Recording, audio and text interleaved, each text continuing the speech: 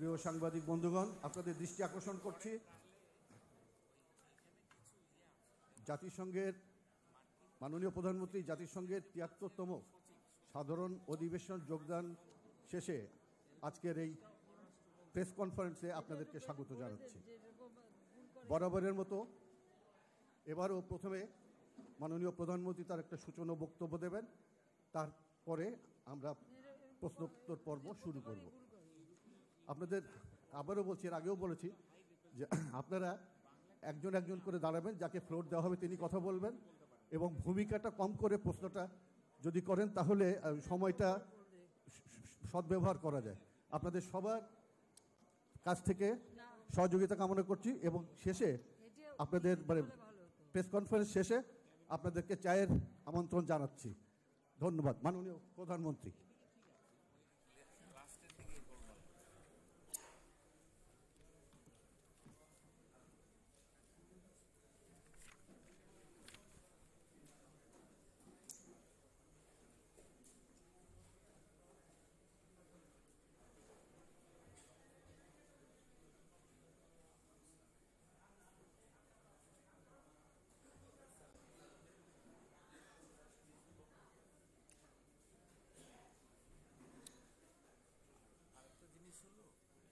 আপনার সঙ্গে দ্বিপাক্ষিক বৈঠক না সাক্ষাৎ,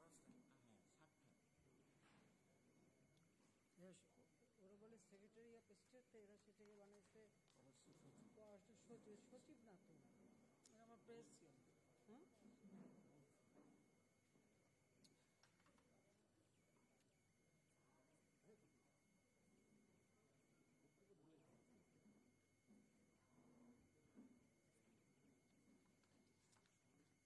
পড়া লাগবে সব। বিসমিল্লাহির রহমানির রহিম। প্রিয় সাংবাদিক ভাই বোনেরা, আসসালামু আলাইকুম। শুভ অপরাহ্ন। সবাইকে আন্তরিক শুভেচ্ছা জানাচ্ছি। জাতিসংঘ ৭৩তম সাধারণ অধিবেশনে যোগ দিতে গত ২৩শে সেপ্টেম্বর আমি নিউ ইয়র্ক যাই। মাননীয় স্থানীয় সরকার পল্লী উন্নয়ন সমবায় মন্ত্রী, মাননীয় পররাষ্ট্রমন্ত্রী, বিদ্যুৎ জ্বালানি ও খনিজ সম্পদ বিষয়ক মাননীয় উপদেষ্টা ও পররাষ্ট্রমন্ত্রী সহ উচ্চ পর্যায়ের একটি প্রতিনিধি দল আমার সফরসঙ্গী ছিলেন। তারা বিভিন্ন এবং আমার আরও অনেকে ছিলেন যারা বিভিন্ন অনুষ্ঠানে ইভেন্টে যোগ দেন। আর ২৩ সেপ্টেম্বর সন্ধ্যায় মার্কিন সিনেটর জেফরি অ্যালান মার্কেলের সঙ্গে আমার দ্বিপাক্ষিক বৈঠক হয়। বৈঠকে দুই দেশের মধ্যে স্বার্থ সংশ্লিষ্ট বিষয় নিয়ে আলোচনা হয়। ওই দিন সন্ধ্যায় যুক্তরাষ্ট্রের প্রবাসী বাঙালিদের এক সম্বর্ধনা অনুষ্ঠানেও আমি যোগদান করি। ২৪শে সেপ্টেম্বর আমি জাতিসংঘ শরণার্থী বিষয়ক হাই কমিশনের উদ্যোগে আয়োজিত high level event on global compact on refugee, a model for greater solidarity and কোঅপারেশনে অংশগ্রহণ করি। জাতিসংঘ মহাসচিব, বিশ্বব্যাংক প্রেসিডেন্ট এবং বেশ কয়েকটি রাষ্ট্র সরকার প্রধানগণ এই ইভেন্টে অংশগ্রহণ করেছেন। তারা রোহিঙ্গা ইস্যুতে বাংলাদেশের ভূমিকার প্রশংসা করেন। আমি রোহিঙ্গা সংকট সমাধানের জন্য ৩টি সুপারিশ তুলে ধরি। এগুলো হলো: ১. মিয়ানমারকে অবশ্যই রোহিঙ্গাদের বিরুদ্ধে প্রচলিত বৈষম্যমূলক আইন, নীতিমালা ও প্রথাগুলি বাতিল করতে হবে। এ সংকটের মূল কারণগুলি খুঁজে বের করে তার প্রকৃত ও সময়োপযোগী প্রতিকার করতে হবে। ২. মিয়ানমারকে অবশ্যই একটি অনুকূল পরিবেশ তৈরি করতে হবে। এ লক্ষ্যে আস্থা সৃষ্টি ও সকল রোহিঙ্গা নাগরিকের জন্য সুরক্ষা, অধিকার ও নাগরিকত্ব লাভের উপায় নিশ্চিত করতে হবে। প্রয়োজন হলে সকল নাগরিকের সুরক্ষার জন্য মিয়ানমারের অভ্যন্তরে একটি নিরাপদ অঞ্চল তৈরি করতে হবে। ও ৩. মিয়ানমারে রোহিঙ্গাদের বিরুদ্ধে সংগঠিত নৃশংসতা প্রতিরোধে জবাবদিহিতা, ন্যায় বিচার নিশ্চিত করতে হবে। এ প্রসঙ্গে জাতিসংঘ মানবাধিকার কাউন্সিলের ফ্যাক্ট ফাইন্ডিং মিশনের সুপারিশমালা বিবেচনায় নেওয়া যেতে পারে। একই দিনে সকালে মার্কিন প্রেসিডেন্ট ডোনাল্ড ট্রাম্পের আমন্ত্রণে বিশ্বব্যাপী মাদক সমস্যা নিয়ে global call to action on world drug problem শীর্ষক অনুষ্ঠানে যোগদান করি। উল্লেখ্য, বাংলাদেশ এই গ্লোবাল কলের প্রতি সমর্থন দিয়েছে। এখানে বোধহয় প্রেসিডেন্ট ডোনাল্ড ট্রাম্প বক্তৃতা দেন, ৩ জন বক্তৃতা দিয়েছিলেন মাত্র, তাই না? ৩ জন দিল না, মহাসচিব আর যান। এখানে এরপর ওই দিন আমি নেলসন ম্যান্ডেলা পিস সামিটে অংশগ্রহণ করে শান্তিপূর্ণ ভবিষ্যতের জন্য 5 দফা প্রস্তাবনা পেশ করি। এগুলো হলো সকল ধরনের বৈশ্বিক দ্বন্দ্বের শান্তিপূর্ণ সমাধান, খ টেকসই উন্নয়ন লক্ষ্যমাত্রা অর্জনে পারস্পরিক সহযোগিতা বৃদ্ধি, গ সহনশীলতার প্রসার, বৈচিত্র্য সংরক্ষণ, ধর্মীয় নৃতাত্ত্বিক ক্ষুদ্র জনগোষ্ঠীকে বৈষম্য ও শোষণের হাত থেকে রক্ষা করা, ঘ সন্ত্রাসীদের অর্থ অস্ত্রের যোগান বন্ধের মাধ্যমে সন্ত্রাস দমন এবং যে কোনো পরিস্থিতিতে মানবাধিকার সংরক্ষণ ও অহিংসবাদ ও শান্তি সংস্কৃতির প্রসার। 24শে সেপ্টেম্বর কানাডার প্রধানমন্ত্রী জাস্টিন ট্রুডোর আমন্ত্রণে আমি leaders dialogue together for girls education in conflict affected and fragile context শীর্ষক সভায় অংশগ্রহণ করি। এ সভায় আমি গণহত্যা, মানবতা বিরোধী অপরাধের শিকার রোহিঙ্গা শিশুদের বিশেষ প্রয়োজন অনুযায়ী শিক্ষার আয়োজনে বাংলাদেশের কার্যক্রম তুলে ধরি এবং এই সকল শিশুরা যাতে মিয়ানমারে নিজ দেশে ফিরে গিয়ে আবার স্বাভাবিক জীবন শুরু করতে পারে সে লক্ষ্যে আন্তর্জাতিক সম্প্রদায়ের সহযোগিতা অব্যাহত রাখারও আহ্বান জানাই। সেই সাথে এখানে আরেকটি বিষয় আমরা তুলে ধরি, সেটা হচ্ছে আমাদের স্থানীয় জনগণ এবং স্থানীয় শিশুরা তাদের শিক্ষার প্রসারও যাতে ঘটে সেই ব্যবস্থাটাও যাতে নেওয়া হয় সেই বিষয়টা আমরা আলোচনায় আনি। একই দিনে দুপুরে আমি মার্কিন চেম্বার অফ কমার্সের আয়োজনে launch round table meeting Bangladesh of the future শীর্ষক সভায় যোগদান করি। শীর্ষস্থানে মার্কিন ব্যবসায়ী বিনিয়োগকারীগণ এই বৈঠকে অংশগ্রহণ করেন।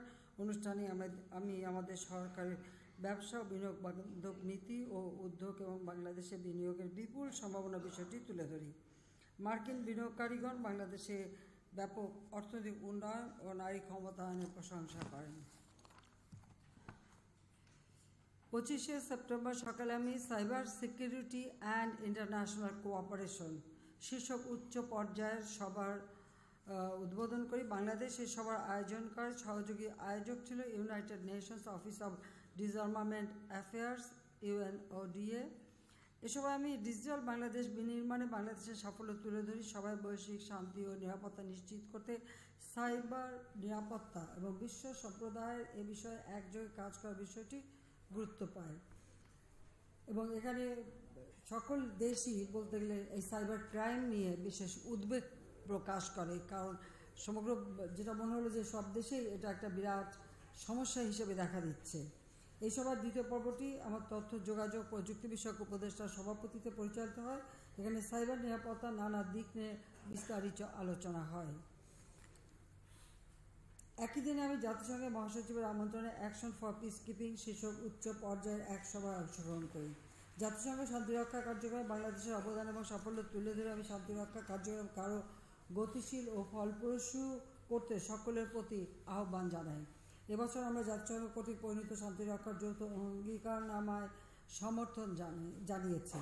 গত বছর জাতিসংঘ মহাসচিবের উদ্যোগে গঠিত জাতিসংঘ শান্তিরক্ষা কার্যক্রম সেক্সুয়াল এক্সপ্লয়টেশন অ্যান্ড অ্যাবিউজ প্রতিরোধে গঠিত সার্কেল অফ লিডারশিপের 1 বছর পূর্তিতে গৃহীত যৌথ ঘোষণাও বাংলাদেশ অনুমোদন করে। একই দিনে ওয়ার্ল্ড ইকোনমিক ফোরাম WEF এর প্রতিষ্ঠাতা নির্বাহী চেয়ারম্যান প্রফেসর ক্লাউস সোয়াব এর আমন্ত্রণে আমি sustainable development in the 4th industrial revolution শীর্ষক প্লেনারি সভায় কো-চেয়ার হিসেবে যোগদান করি। সভায় টেকসই উন্নয়ন লক্ষ্যমাত্রা অর্জনে আমাদের পরিকল্পনা ও অগ্রগতির বিষয়গুলো আমি তুলে ধরি। এখানে 70টি দেশের প্রায় 700 প্রতিনিধি অংশগ্রহণ করেন। 26শে সেপ্টেম্বর আমি high level informal dialogue on implementation of the Paris agreement on climate change towards COP24 and beyond শীর্ষক সভায় যোগদান করি। এ সভায় আমি জলবায়ু পরিবর্তন মোকাবেলায় বাংলাদেশ সরকার গৃহীত বিভিন্ন পদক্ষেপ ও সাফল্য তুলে ধরি। এছাড়া আমি জলবায়ু পরিবর্তন বিষয়ে প্যারিস এগ্রিমেন্ট বাস্তবায়নে আন্তর্জাতিক মহলে সম্মিলিত প্রচেষ্টা অব্যাহত রাখার উপর গুরুত্ব আরোপ করি। সেই সাথে স্মল আইল্যান্ড কান্ট্রি এবং আমাদের হিমালয়ান কান্ট্রির সমস্যাগুলির কথাও আমি উল্লেখ করি। 27শে সেপ্টেম্বর সকালে আমি OIC সচিবালয় এবং সৌদি আরবের যৌথ উদ্যোগে মিয়ানমারের রোহিঙ্গাদের অবস্থা বিষয়ে আয়োজিত উচ্চ পর্যায়ের এক সভায় যোগদান করি। এ সভায় মুসলিম বিশ্বের বেশ কয়েকজন রাষ্ট্র সরকার প্রধান অংশগ্রহণ করেন।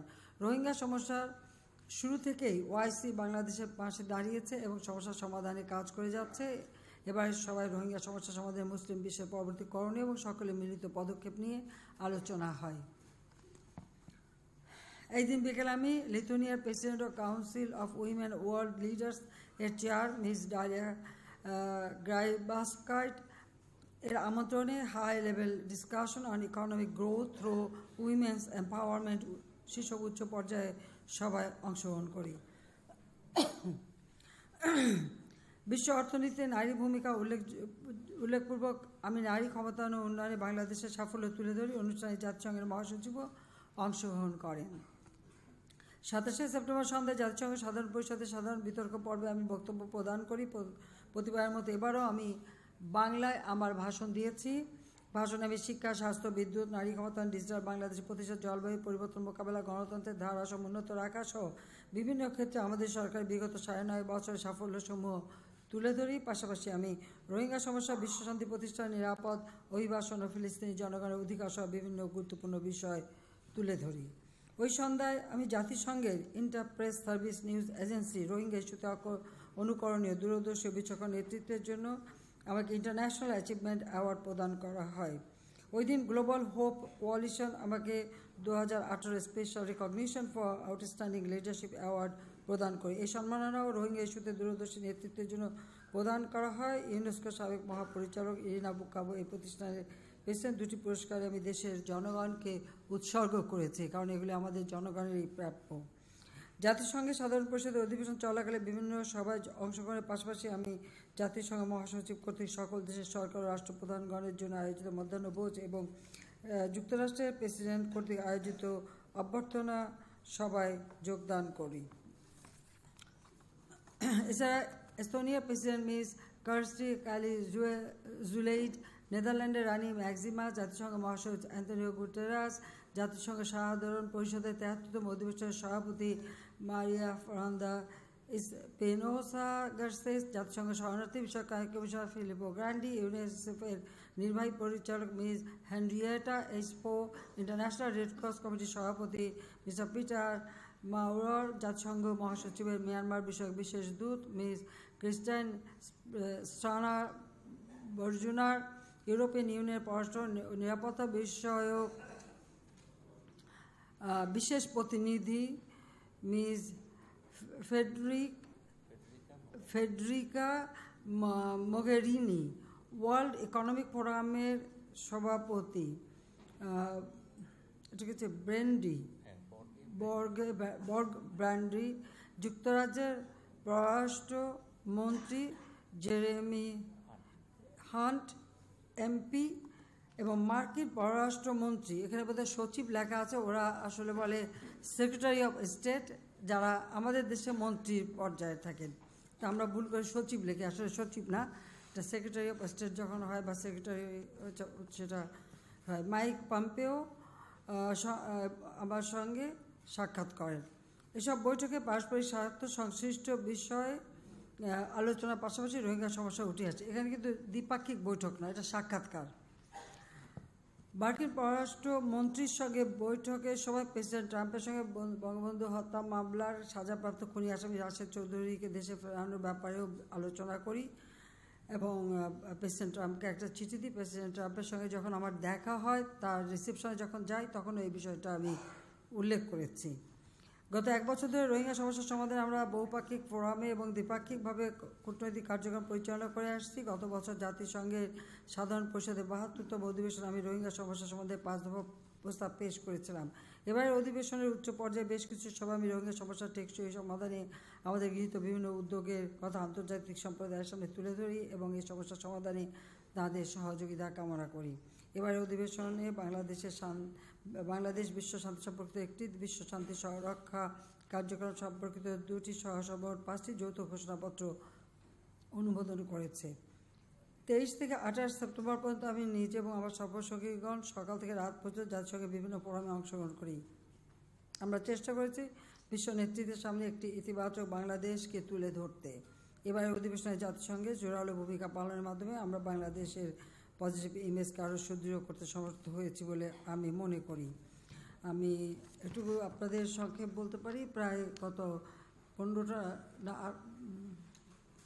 ইভেন্টে আমরা 18টা 18টা ইভেন্টে আমরা যোগ 18টা ইভেন্ট ছিল আর 11টা মানে সাক্ষাৎকার ছিল। এখানে সব হয়তো অত আসতে পারেনি, কারণ ওখানে অনেক সময় হাঁটতে চলতে বসতেও এক জায়গা করে বসে নিয়ে তারা কথা বলতে চাচ্ছেন, ওই একসাথে মিটিং চলছে, ওখান থেকে কিছুক্ষণ জন্য উঠে আসছি, যে এরকমভাবে। তো মানে প্রতিদিনই বেশ অনেকগুলি ইভেন্ট ছিল। যাই হোক, করতে পেরেছি, এটাই ছিল যে বাংলাদেশের ভাবমূর্তিটাকে তুলে ধরা। তো সেটা আমরা চেষ্টা করেছি। তো যাই হোক, আমার মনে হয় এটুকু আমাদের এই সফর সম্পর্কে জানালাম। বাকি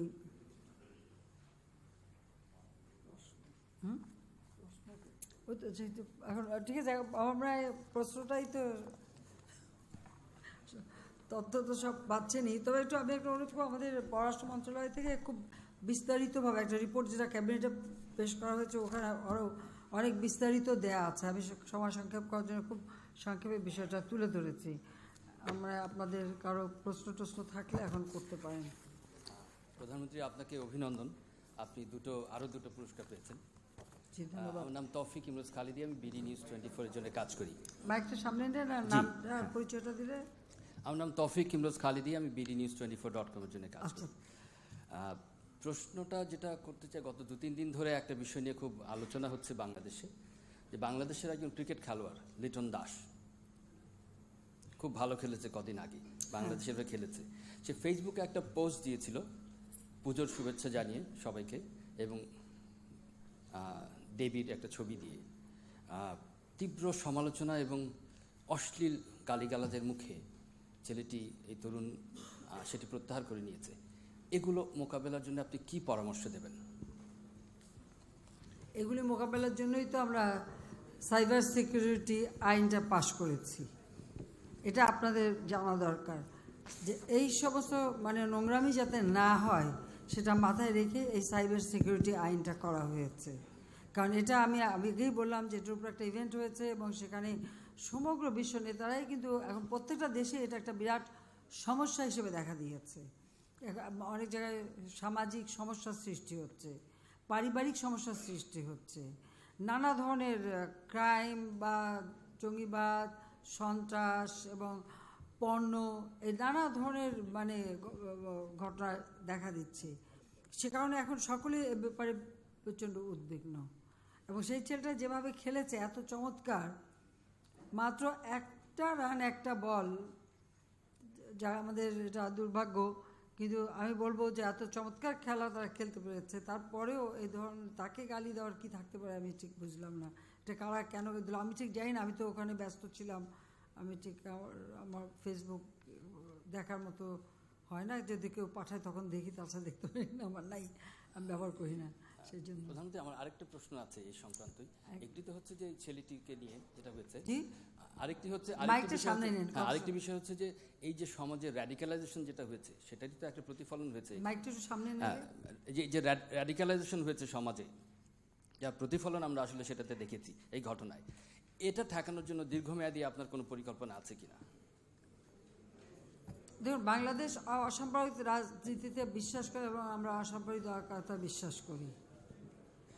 আর সেখানে হ্যাঁ, এটা তো ঠিক যে রেডিক্যালিজম আছে, একেবারে নাই তা না। তবে যারা এই ধরনের কাজ করে এরা আসলে বিকৃতমনা, এদের কোনো নীতিটিতি নাই, যেটা আমি মনে করি। যেটা ঠেকানোর জন্য এটা সমাজকেই আরও বেশি সচেতন হতে হবে এবং সবাইকে এগিয়ে আসতে হবে। এবং আমি চাই যে আমাদের সাংবাদিকদের মধ্য থেকেও এ ব্যাপারে আরও ভূমিকা রাখতে হবে, যে এই জাতীয় কাজে যেন সব বিরত থাকে। মাননীয় প্রধানমন্ত্রী, আমার নাম মঞ্জুরুল ইসলাম, আমি ডিবিসি নিউজের প্রধান সম্পাদক। আপনাকে বিলম্বিত জন্মদিনের শুভেচ্ছা। একই সাথে আপনি তুলে ধরেছেন যে জাতিসংঘে এবারও আপনি 3টি প্রস্তাব দিয়েছেন রোহিঙ্গাদের সমস্যার সমাধানের। এর আগের বারও 5টি প্রস্তাব ছিল। এবার দ্বিপাক্ষিক বৈঠক সহ সমস্ত বৈঠকগুলোতে আপনি কতটা আশাবাদী যে আন্তর্জাতিক সম্প্রদায় রোহিঙ্গাদের ফিরিয়ে নেওয়ার ব্যাপারে কত দ্রুত কাজ করবে?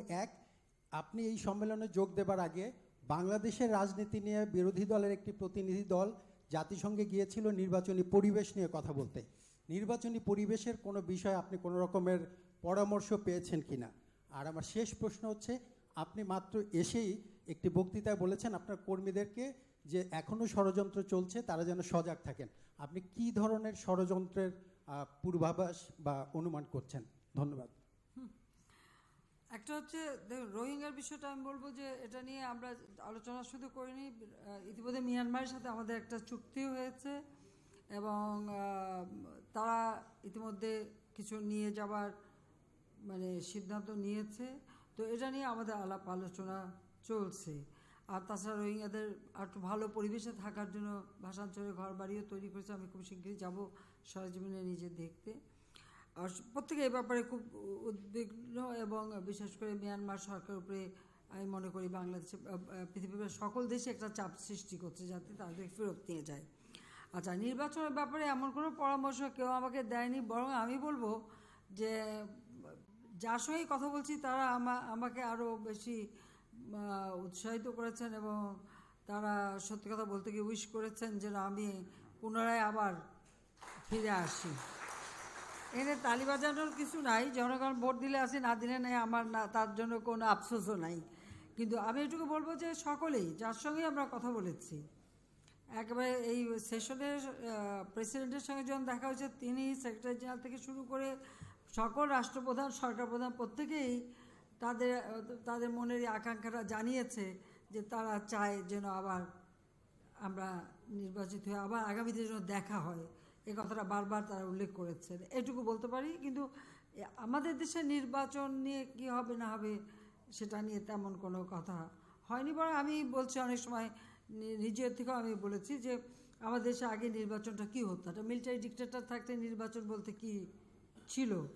আর আমরা আমাদেরই প্রচেষ্টায় আমরাই আন্দোলন সংগ্রাম করে আজকে ট্রান্সপারেন্ট ব্যালট বাক্স অথবা ভোটের তালিকা থেকে শুরু করে ছবিসহ ভোটার তালিকা বা নির্বাচনে জনগণ যেন ভোট দিতে পারে সেই পরিবেশ সৃষ্টি করা যতটুকু মানে উন্নতি হয়েছে এটা আমাদেরই আন্দোলন সংগ্রাম এবং আমরা ক্ষমতায় থেকে সেটা করেছি। কেন হলে আমাদের সরকার আমলে ৬,০০০ উপর ইলেকশন হয়েছে। কয়টি ইলেকশনে আমরা হস্তক্ষেপ করেছি, যে এখন যেমন বরিশাল ইলেকশন নিয়ে নির্বাচন কমিশন তদন্ত করেছে এবং তারা তদন্ত করে রিপোর্ট দিয়েছে, আমরা তো সেখানে কোনো হস্তক্ষেপ করিনি। সিলেট আমরা হেরেছি সামান্য ভোট, বিএনপি থাকলে তো এটা ভোট তো সিলমেরেই নিয়ে নিত, আমরা তো সে পথে যাইনি। বা রেজাল্ট বন্ধ করে রেখে পাল্টাই দিতে পারতো, আমরা তো সে পথে যাইনি। কাজেই মানুষের যেটা আস্থা বিশ্বাস সেটা তো সৃষ্টি হয়েছে। দ্বিতীয় কথা যে বাংলাদেশ তো ষড়যন্ত্রের একটা মানে উর্বর ভূমি বলতে হবে। প্রতিটি ক্ষেত্রে মনে হয় যেন কিছু লোক এদেশে আছেই যারা একটা সুন্দর যদি পরিবেশ থাকে, দেশের যদি উন্নতি হয়, দেশের সাধারণ মানুষ গরিব, নিম্নবিত্ত, মধ্যবিত্ত বা সাধারণ জনগণ তারা যখন একটু ভালো থাকে সেটা আবার অনেকের পছন্দ হয় না এবং তখনই তারা নানাভাবে নানা উৎখাত করে। নইলে আমি যদি প্রশ্ন করি যে এই 9.5 বছর আমরা সরকার, বলতে গেলে প্রায় 10 বছর, একটানা 10 বছর সরকারে অন্যায়টাকে কি আমরা করেছি যে আমাদেরকে এখনই রিজাইন দিতে হবে, উৎখাত করতে হবে বা এই সরকার ফেলে দিতে হবে বা সরকার বদনাম করতে হবে? দেশের এত উন্নয়ন, আমি তো চ্যালেঞ্জ দিতে পারি যে আমাদের দেশ তো দূরের কথা, একমাত্র 72 সালে জাতির পিতা এসে করেছিলেন মাত্র 3.5 বছরের মধ্যে একটা যুদ্ধ বিধ্বস্ত দেশ গড়ে তোলা। অসাধ্য সাধন তিনি করে গেছেন অত অল্প সময়ে। একটা প্রদেশকে রাষ্ট্রে উন্নীত করা, একটা জাতিকে জাতি হিসেবে প্রতিষ্ঠিত করে সম্মান দেওয়া থেকে শুরু করে সংবিধান দেওয়া, আর্থসামাজিক উন্নতি, এবং এখন বাংলাদেশের যে কোনো উন্নয়নের কাজ করতে যায় প্রতিটি ক্ষেত্রে দেখি ভিত্তিটা তিনি তৈরি করে দিয়ে গেছেন। সেটা সেই আমাদের মানে স্যাটেলাইটই হোক, সমুদ্র সীমা হোক, ল্যান্ড বাউন্ডারি হোক, বা যেখানে যেটাই আমরা দেখি অর্থনৈতিক ক্ষেত্রে উন্নয়নের পরিকল্পনায় সবই তো তিনি ভিত্তিটা তো তিনি তৈরি করে দিয়ে গেছেন। মাঝখানে যারা তাকে জাতির পিতা বঙ্গবন্ধু শেখ মুজিবকে হত্যা করে যারা ক্ষমতা এসেছে তারা দেশের উন্নতিটা করে নাই, সেই জন্য দেশ পিছিয়ে ছিল। আমরা এসে করেছি, আমরা করি মনের টানে, নিজেদের স্বার্থ নিয়ে রাজনীতি করি না, নিজেদের স্বার্থ নিয়ে দেশ চালাই না, শুধু দেশের মানুষের স্বার্থটা দেখি। এ পর্যন্ত অন্তত বলতে পারি যে 2008 নির্বাচনে যে ঘোষণাটা দিয়েছিলাম বা যখন 2007 আমি বিরোধী দলে থাকা সত্ত্বেও আমাকেই সকল আগে বন্দি করা হলো, সেই বন্দিখানায় বসে দিন বদলের সনদের যে পয়েন্টগুলি লিখে রেখেছিলাম যে কত সালের মধ্যে কি করব না করব, তখন একটা প্ল্যান করেছিলাম, এটা ঠিক, যেটার ভিত্তিতে পরে আমাদের নির্বাচনী ইশতেহারে দিন বদলের সনদ দিলাম। আজকে কি দিন বদল হয় নাই? মানুষ কি ক্ষুধার অন্ন পাচ্ছে না? মানুষের থাকার ব্যবস্থা আমরা করিনি, চিকিৎসা সেবা দিচ্ছি না, শিক্ষার ব্যবস্থা করছি না, মানুষের স্বাভাবিকভাবে মানুষের আর্থসামাজিক উন্নতি হয়নি? উন্নতি তো হয়েছে, এটা থেকে অস্বীকার করতে পারবে না। প্রত্যেকের জীবন মান উন্নত করবার জন্য আমরা কাজ করে যাচ্ছি। ভিক্ষুক মুক্ত বাংলাদেশ করার জন্য এক একটা জেলা ধরে ধরে আমরা ভিক্ষুক মুক্ত করে তাদের একটা কর্মসংস্থান ব্যবস্থা পর্যন্ত আমরা করে দিচ্ছি। সন্ত্রাস জঙ্গিবাদ দমন করেছি। প্রত্যেকটা জায়গায় উন্নয়নের একটা জোয়ার সৃষ্টি হয়েছে। মেগা প্রজেক্টগুলি কোনোদিন কেউ ভাবতে পেরেছে বাংলাদেশে যে এই পদ্মা নদীতে সেতু, যেটা নিয়ে একটা মানে আমাদের একটা মিথ্যা অপবাদের শিকার হতে হয়েছিল, তখন কারা উৎসাহিত ছিল? 2007 সালের কাদের পত্রিকায় বড় বড় হেডলাইন, আর প্রতিদিন আমাকে দুর্নীতিবাজ বানানোর অপচেষ্টা, আর একটার পর একটা মিথ্যা মামলা, 16টা মামলা। আমি বলছি প্রত্যেকটা মামলা তদন্ত করে আমাকে বলতে হবে যে কী অপরাধ করেছি। ওয়ার্ল্ড ব্যাংক অত তদন্ত করে পায়নি যে সেখানে কোনো দুর্নীতি। দেশের জন্য যেটা করছে সেটা এই কথা। তাহলে তারপরেও যারা এখনও বসে থাকে যে সরকার চলে যাবে, এমন কেউ আসবে যারা এসে ওই যাদের মানে চাল নাই চুলা নাই কিছু নেই, মানুষের কাছে দিতেও পারবে না, সংগঠনও করতে পারবে না, ভোটও চাইতে পারবে না, কিন্তু ক্ষমতা যাওয়ার খায়েশ আছে, তাদের খায়েশ পূরণ করতে যেহেতু মানুষকে খেসারত দিতে হয়। যে চেষ্টাটা একবার বারবার 75 জাতিপিতাকে করার পর থেকে 19টা কু হয়েছে এই দেশে, সেটা নিশ্চয়ই আমাদের দেশের কারো ভুলে যাওয়া উচিত না। আজকে 10টা বছর একটানা ক্ষমতা আছে, সবাই শান্তিতে আছেন, এটাই তো সব না।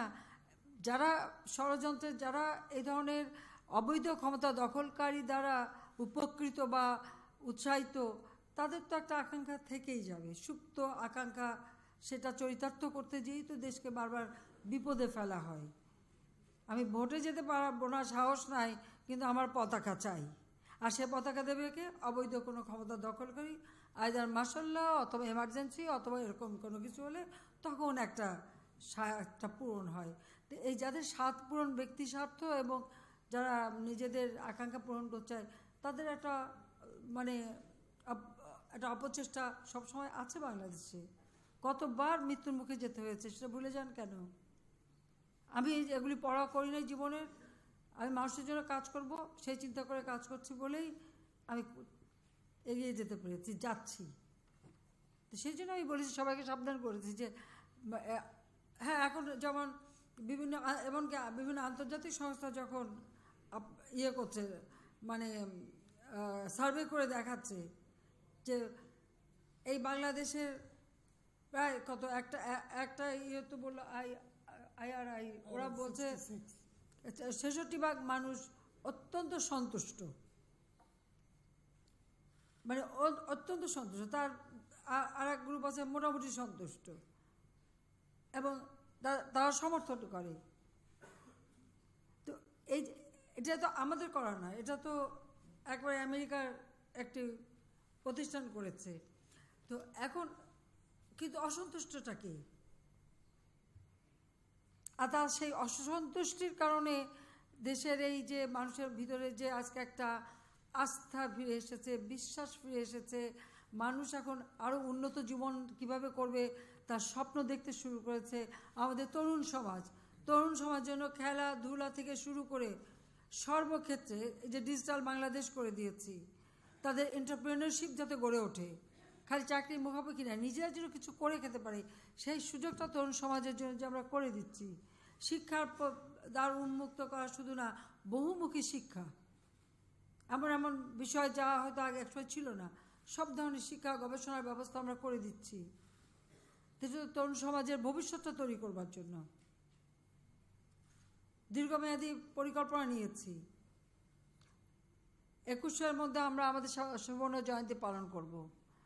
41 সালের মধ্যে বাংলাদেশকে আমরা উন্নত সমৃদ্ধ করব। 2100 সালের ডেল্টা প্ল্যান, একদিকে যেমন প্রাকৃতিক দুর্যোগ থেকে বাংলাদেশকে রক্ষা করা, বাংলাদেশের খাদ্য থেকে শুরু করে সব ধরনের মানুষের উন্নতি এবং নিশ্চিত করবার জন্য সে প্ল্যানটাও তো করে রেখেছি।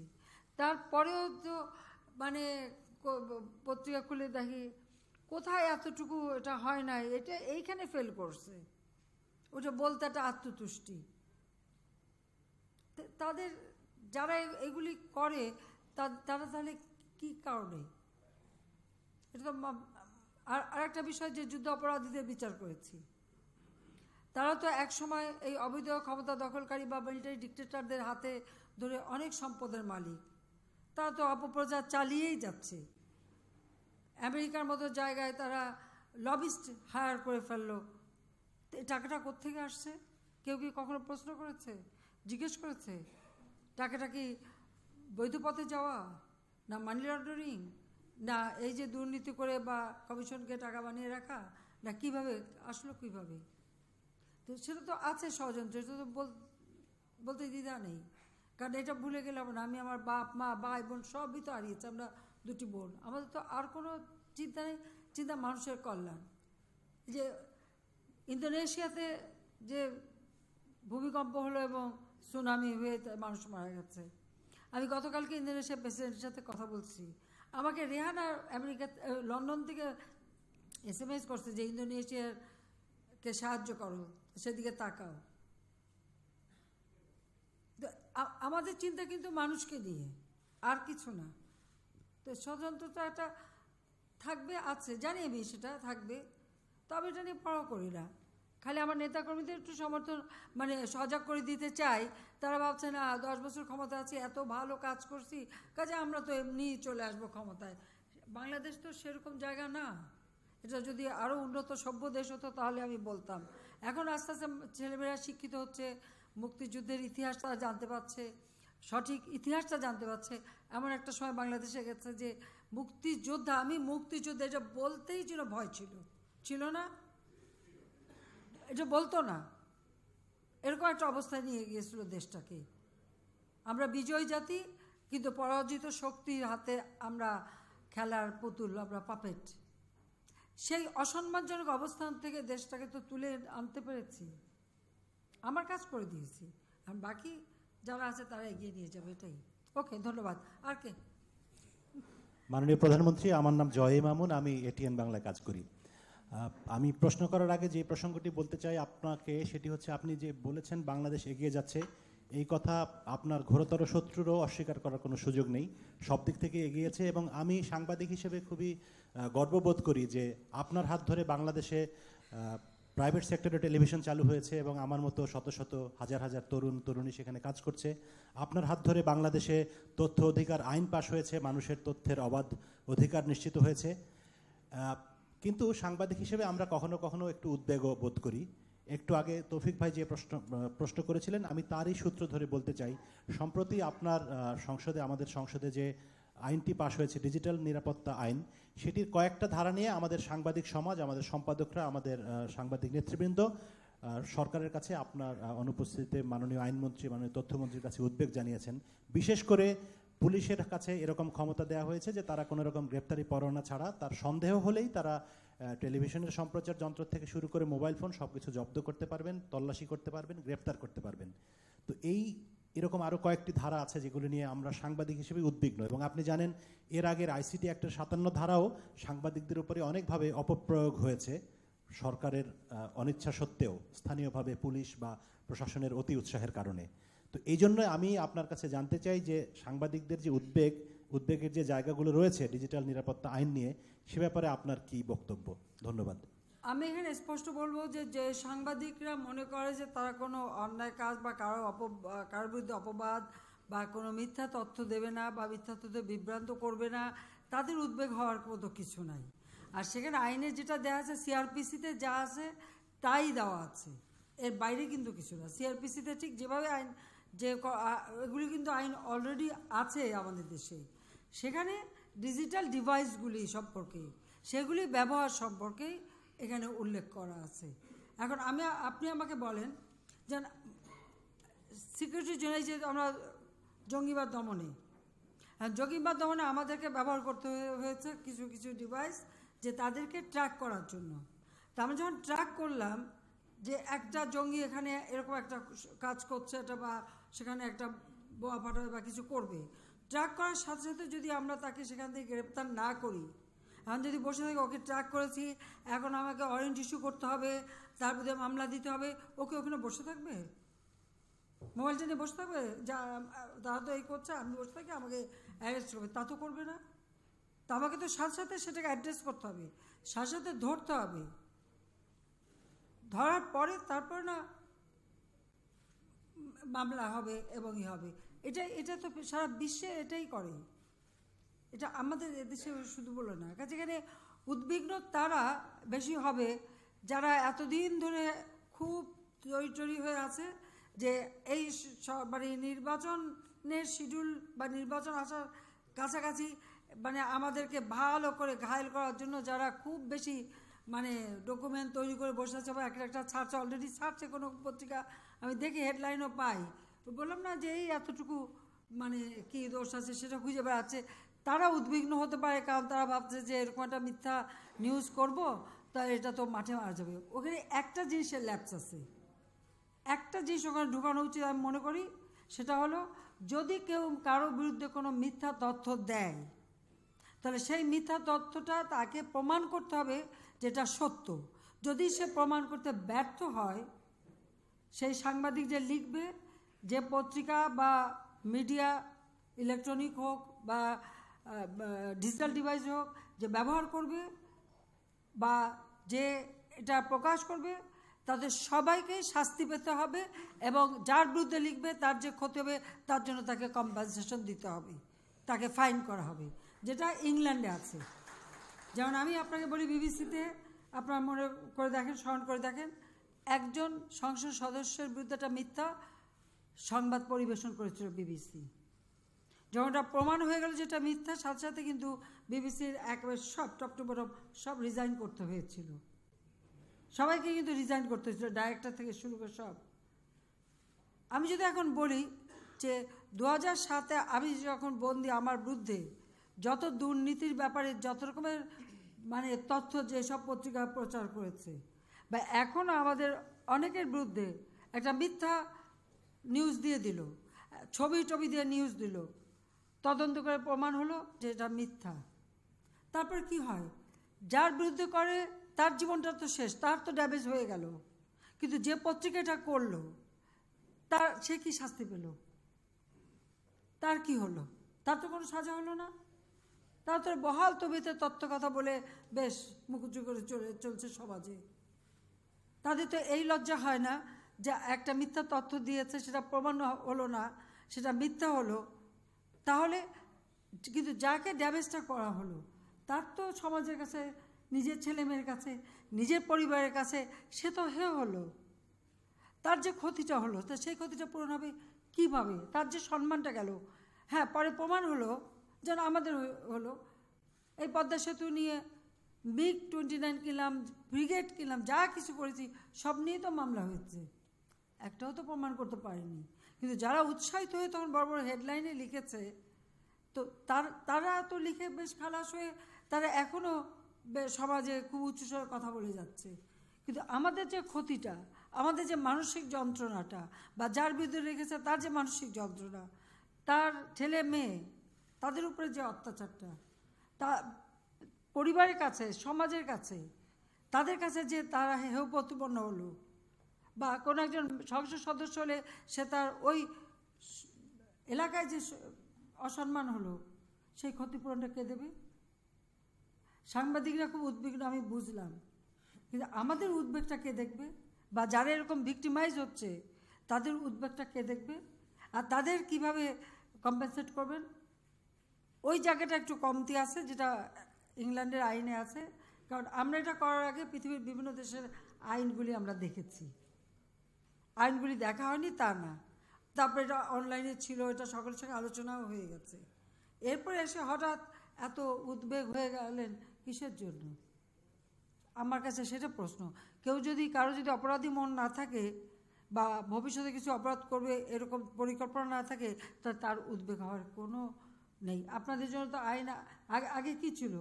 আগে তো আর সমন জারি হতো না, সরাসরি গ্রেপ্তারি হতো। আমি সেটা পরিবর্তন করে দেইনি, যেখানে সাংবাদিকরা চট করে ধরে দিচ্ছে, এই যে সামনে বসে আছে একজন, তারপরে যে নির্যাতনটা হয়ে সে তো প্রায় পঙ্গু অবস্থায়, এরকম কত সাংবাদিক নির্যাতিত, কিন্তু তার জীবনের থেকে যে জিনিসটা সে হারিয়েছে সেটা কি সে ফেরত পেয়েছে? কিন্তু আপনারা কি করেছেন তাদের জন্য?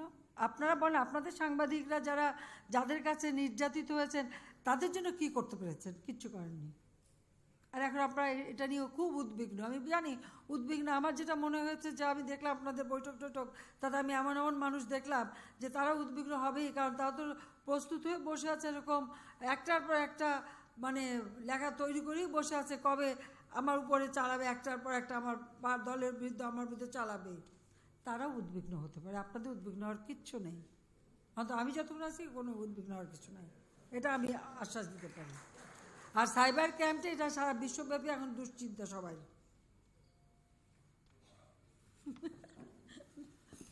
কোনো ভয়ের কিছু নাই এখানে। ভয় পাবে তারা যারা অপরাধী বোন। আমার পরিষ্কার কথা,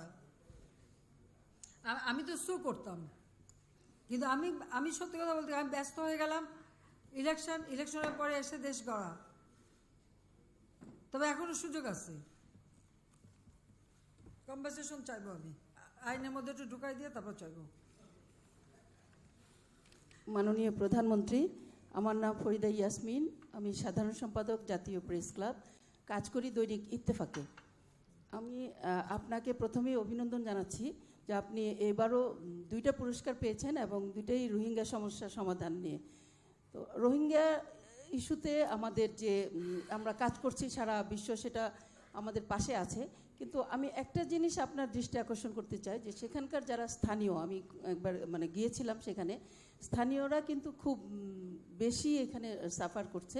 স্কুল কলেজগুলো বন্ধ হয়ে যাচ্ছে এবং অনেক রকমের তারা বলা যায় যে তারা সংখ্যালঘুতে পরিণত হতে যাচ্ছে। তো সে বিষয়ে আপনার সরকারের বড় ধরনের কোনো পরিকল্পনা আছে কি না? আর একটি বিষয় আমি জানতে চাই যে আপনার সময়ে যুদ্ধাপরাধীদের বিচার হয়েছে, জাতির জনকের হত্যার বিচার হয়েছে। জাতির জনকের হত্যার যে 2জন আসামি, একজন কানাডায় আছেন আর একজন আমেরিকায় আছেন, আপনি মার্কিন পররাষ্ট্রমন্ত্রী পম্পেওর সঙ্গে কথা বলেছেন, তাকে যে রাশেদ চৌধুরীকে ফিরিয়ে দেওয়ার জন্য যে দাবি করেছেন, সেটা ব্যাপারে আমরা খুব আশান্বিত, এবং আপনি কতটা আশাবাদী যে তাকে আমরা মানে ফিরে পাবো এবং তার শাস্তি হবে? ধন্যবাদ।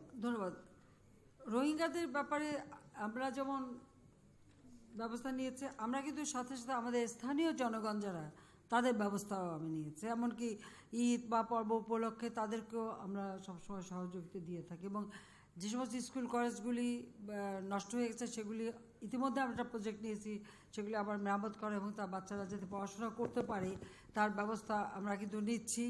আর বিদেশীয় যারা সংস্থাগুলি সাহায্য করছে তাদেরকেও তারা এ ব্যাপারেও এখন এগিয়ে এসছে, যে শুধু রোহিঙ্গা শিশুদের না, আমাদের স্থানীয় যারা, তাদেরকেও তারা সহযোগিতা করে যাবে। পাশাপাশি এই জায়গায় যে অবস্থার মধ্যে এরা আছে, বর্ষাকাল গেল, সবসময় একটা উদ্বিগ্ন আমরা ছিলাম, এরপর আসছে শীতকাল, কিন্তু এইরকম ঝুঁকড়ি করে ওর মধ্যে মানুষের থাকা সম্ভব না। সেই জন্য ইতিমধ্যে ভাসানচরে কিন্তু মোটামুটি ঘর বাড়ি এবং সাইক্লোন শেল্টার, এমব্যাঙ্কমেন্ট আমরা তৈরি করে ফেলেছি। তো আমরা এখানে আন্তর্জাতিক সংস্থার সঙ্গে আমরা সহযোগিতা চাচ্ছি, কারণ এই এত লোক মুভ করা এটা তো আমাদের একা পক্ষে সম্ভব না, প্রচুর অর্থেরও প্রয়োজন। তো আমরা এখান থেকে কিছু তাদেরকে ওখানে ধীরে ধীরে সরিয়ে নেব। আর এদিকে মিয়ানমার যেহেতু আমাদের সঙ্গে চুক্তি করেছে, 3000 লোকের তালিকাও হয়ে গেছে, তো সেটাও তাড়াতাড়ি যাতে মিয়ানমারে যেতে পারে সে ব্যবস্থাও আমরা নিচ্ছি। ভারত সেখানে ঘর তৈরি করে দিচ্ছে এদের জন্য, চায়নাও তাদের জন্য ঘর করে দেবে, জাপান দেবে, বহু দেশ এগিয়ে আসছে যে মিয়ানমারে তারা করে দেবে। এবং এখানে যেমন রেড ক্রস এবং UNHCR থেকে শুরু করে অন্যান্য প্রতিষ্ঠানগুলি তারাও তৈরি, এবং মিয়ানমার ইতিমধ্যে তাদের সঙ্গেও একটা চুক্তি করেছে। কাজে এ ব্যাপারে বেশ আমরা কাজ করছি। তবে মিয়ানমার হচ্ছে যে ওরা সব কথা হ্যাঁ বলে, কাজের বেলায় করে না, এই একটা তাদের নিয়ে সমস্যা। আমি মিয়ানমার প্রেসিডেন্টের সাথে নেপালে জিজ্ঞেস করলাম, বলে আমরা তো রেডি, কিন্তু যেই বলে রেডি, যেই আমরা পাঠাতে যাই কোথায় জন্য একটা বাধা তাদের, এটা হলো সমস্যা। তবে স্থানীয়দের জন্য আমরা ব্যবস্থা নিচ্ছি। আর জাতির পিতা হত্যাকারীদের জন্য আমি আমেরিকার প্রেসিডেন্টের সঙ্গে, ট্রাম্পের সঙ্গেও যখন আমার দেখা হয়েছে, তার রিসেপশন আমি গিয়েছিলাম, তখন আলাপ হচ্ছে, সেখানেও আমি তাকে বলেছি এবং তিনি বেশ আগ্রহ দেখালেন এবং সাথে সাথে মানে নোট করায় নিলেন। আর পররাষ্ট্রমন্ত্রীর সাথেও এই ব্যাপারে আলাপ আলোচনা হয়েছে। কাজেই আমরা আশাবাদী, কারণ এর আগে আমরা একজনকে ফেরত আনতে পেরেছিলাম, তো সেখানে আমরা আমাদের এবং আমরা আইনজীবীও নিয়োগ করেছি, এই ব্যাপারে আমরা কাজ করে যাচ্ছি। নূর চৌধুরী ব্যাপারেও তাই, ওদের একটা সমস্যা যে ওদের কিছু আইনে আছে যে তারা ওইটা একটা কোর্টে তাদের একটা কেস চলছে, তো আমরা আশা করি এখানে আমরা পারবো যে একটা ভালো ব্যবস্থা নিতে। আর বাকিদেরও আমরা খোঁজ করার চেষ্টা করছি, আমি বসে নেই, আমি খোঁজ খবর রাখার চেষ্টা করছি কে কোথায় আছে, এবং এদের যেভাবে হোক আনতেই হবে, ধরতেই হবে। বাংলাদেশকে অভিশাপ মুক্ত করেছে এবং অভিশাপ মুক্ত করতে হবে। ধন্যবাদ। মাননীয় প্রধানমন্ত্রী, আসসালামু আলাইকুম। দেরিতে হলেও আপনাকে জন্মদিনের শুভেচ্ছা জানাচ্ছি। দিলেন তো বয়সটা মনে করায় বারবার যে বয়সটা বেড়ে গেল। এবং সম্প্রতি জাতিসংঘে আপনি আপনার মানবিক গুণের কারণে পুরস্কৃত হয়েছেন, সেই জন্য আমরাও সম্মানিত বোধ করছি। গত 1 অক্টোবর চ্যানেল আইয়ের প্রতিষ্ঠা বার্ষিকী ছিল, আপনি সেখানে বাণী দিয়েছেন, সে কারণে আপনার কাছে কৃতজ্ঞতা প্রকাশ করছি চ্যানেলের পক্ষ থেকে। সেদিন আমাদের অনুষ্ঠানের মঞ্চে বাংলাদেশের সবগুলো রাজনৈতিক দলের আমরা সম্মেলনী দেখেছি, একটি দল ছাড়া। মনে করছি এটি একটি ভালো আশার বিষয়। সামনে একাদশ জাতীয় সংসদ নির্বাচন, আপনি নিজেও চান সব দলের অংশগ্রহণে নির্বাচনটি হোক। আপনি কতটা আশাবাদী এ ব্যাপারে এবং আপনার দীর্ঘ রাজনৈতিক প্রজ্ঞার আলোকে যদি আপনি একটু বলতেন। এক, দ্বিতীয়ত হচ্ছে যে আপনি একটু আগে আপনার বক্তব্যে বলেছেন যে নির্বাচনী ইশতেহারের কথা 2008 সালে যেটি আপনি দিয়েছিলেন, সেখানে সেই সময় 2008-এ ডিজিটাল বাংলাদেশের কথা বলেছিলেন। সেই সময়ের আলোকে সেটি একটা স্বপ্নের মতো মনে হয়েছিল, কিন্তু এখন এটি বাস্তব। আগামীতে আপনার ভিশনটা কীরকম হবে সেটা যদি একটু জানাতেন। ধন্যবাদ আপনাকে। আগামীর জন্য তো ডেল্টা প্ল্যান দিলাম, 81 বছরের প্ল্যান দিয়ে দিয়েছি, যাতে আর কিছু বলা না লাগে। আগামীর জন্য ডেল্টা প্ল্যান দিয়ে দিয়েছি 81 বছর। কাজে বাংলাদেশ 2100 সালে, মানে পরবর্তী শতাব্দীতেও কীরকম বাংলাদেশ হবে সেই পরিকল্পনাও দিয়ে দিয়েছি। এটা হলো। আর নির্বাচন, অবশ্যই নির্বাচন হবে, কারণ আমি জানি বাংলাদেশের মানুষ নির্বাচন চায় এবং তার নির্বাচনে অংশগ্রহণ করবে। এখানে এত দল, এখন কোন দল আসবে আর কোন দল আসবে না সেটা হচ্ছে তাদের দলীয় সিদ্ধান্ত। তাদের সিদ্ধান্ত তো আমি নিতে পারি না, এটা তাদের নিতে হবে। কাজে আমরা এটা মনে করি যে হ্যাঁ, এবার সব দলই আসবে, যেটা আমরা আশা করি। আর যদি কেউ না আসে সেটা তাদের দলীয় সিদ্ধান্ত, এখানে আমাদের কোনো কিছু একটা করণীয় নেই। 2008-এর নির্বাচনের পর 2014 নির্বাচনের পূর্বে তখন আমার একটা চেষ্টা ছিল যে তখনকার যারা প্রধান বিরোধী দল ছিল বা অন্যান্য বিরোধী দল, আমি তাদের একটা আস্থার জায়গা সৃষ্টি করার জন্য আহ্বান করেছিলাম যে আসেন সকলে মিলে একটা সরকার গঠন করে সেই অধীনে নির্বাচন করি। তখন আপনারা জানেন যে বিরোধী দল বলতে তখন পার্লামেন্টে যারা ছিল তারা কিন্তু সাড়া দেয়নি। অন্যান্য যে দল সাড়া দিয়েছিল আমরা তাদেরকে নিয়েই একটা নির্বাচন অনুষ্ঠিত করি। সেই নির্বাচন ঠেকানো নামে পুড়িয়ে পুড়িয়ে মানুষ মারা। এটা একবার আপনারা চিন্তা করে দেখেন যে আপনারা কাদের জন্য এত উদ্বেগ প্রকাশ করছেন, যাদের হাতে মানুষকে যারা মানুষ হিসেবে গণ্য করে না, মানুষকে যারা আগুন দিয়ে পুড়িয়ে হত্যা করতে পারে, যারা মানুষের উপর এইরকম জুলুম করতে পারে, আর তাদের জন্য এত কান্নাকাটি, এত মায়া কান্না কাদের, আমি এটা বুঝি না। এটা তো দেশবাসীকে বুঝতে হবে যে কয়েক হাজার মানুষকে তারা পুড়িয়েছে। আপনারা তো সাংবাদিক, আপনারা কি খোঁজ নিয়েছেন এই পোড়া মানুষ যারা মারা গেছে? তা তো মারাই গেছে, কিন্তু যারা পুড়ে এখন মানবিত জীবন যাপন করছে তাদের পরিবারগুলি কি অবস্থা আছে, তারা কি অবস্থা আছে আমাকে বলেন তো। কে খবর নিয়েছেন এ পর্যন্ত? একজনও নিয়েছেন কখনো খবর? কেউ বলতে পারবেন না, নেননি। আমি অনুরোধ করব দয়া করে তাদের একটু খোঁজ নেন তো। এই যে প্রায় 3900 মানুষের মতো তারা যে পোড়ালো, এবং যারা আপনজন হারিয়ে বেঁচে আছে, কেউ পোড়া শরীর নিয়ে বেঁচে আছে, কি অবস্থায় তারা আছে। অনেকে তো কর্মক্ষমতা হারিয়ে ফেলেছে, তার সংসারটা কিভাবে চলছে।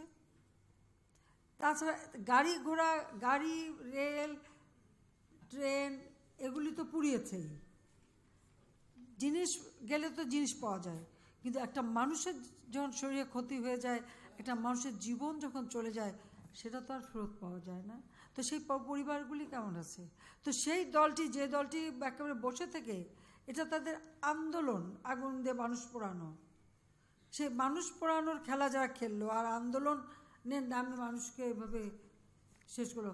গাছ কেটেছে, গাছ লাগিয়েছে, গাছ হয়ে গেছে, কিন্তু ওই মানুষগুলি জীবন তার ফিরে আসেনি। তো তাদের জন্য এত মায়া কেন, আর তাদের জন্য এত উদ্বেগ কেন? তার উপর তাদের এতিমের অর্থ আত্মসাৎ, দুর্নীতি, বিদেশিদের বিভিন্ন কোম্পানির কাছে কমিশন খাওয়া, কত মামলা দেখতে চান। অনেকে তো অপেক্ষা করে আছে সে সাক্ষী দেওয়ার জন্য, সাক্ষী দেওয়ার জন্য মানুষ বসে আছে। FBI লোক রেডি, নাইকো, গ্যাটকো, প্রত্যেকটা এসে তারা সাক্ষী দেবে যে সেখান থেকে কে কীভাবে অর্থ খেয়েছে। খালেদা জিয়া, তার ছেলে, এরা, তার দলের মন্ত্রীরা, তারা সব সামান্য এতিমের টাকার লোভ যারা সামলাতে পারে না, আর মানুষ পুড়িয়ে যারা হত্যা করে, তাদের জন্য এত দরদ, এত সিম্প্যাথি, এত কান্নাকাটি, তাদেরকে আনার জন্য এত ব্যস্ত কি কারণে? বিদ্যুৎ নাই, বিদ্যুৎ উৎপাদন করে বিদ্যুৎ কেন্দ্র পুড়িয়ে বিদ্যুতে কর্মরত ইঞ্জিনিয়ার তাকে আগুনের মধ্যে মেরে ফেলে দিল। আমার মহিলা একজন ইউনিয়ন পরিষদের নির্বাচিত মেম্বার, কি যেন নূরজাহান নাম না, ওই যে চাঁপাইনবাবগঞ্জের কানসাটে নূরজাহান, কিভাবে তাকে কুপিয়েছিল আপনারা নিউজ করেছেন, কিন্তু তার শরীরের কোনো অঙ্গ প্রত্যঙ্গ বাদ ছিল না। এখনও তার একটা হাত পঙ্গু, মাত্র একটা হাত দিয়ে সে চলে। সেদিনও আমার কাছে এসছে, আমি চেষ্টা করেছি প্রত্যেকের সাহায্য করতে, কিন্তু যারা এই ধরনের নোংরা জঘন্য কাজ করতে পারে তাদের প্রতি এত দরদা, তাদের জন্য এত কান্নাকাটি, মায়া কান্না কেন, আমার কাছে এটা বোধগম্য না। আমি খুব দুঃখিত একথা বলার জন্য।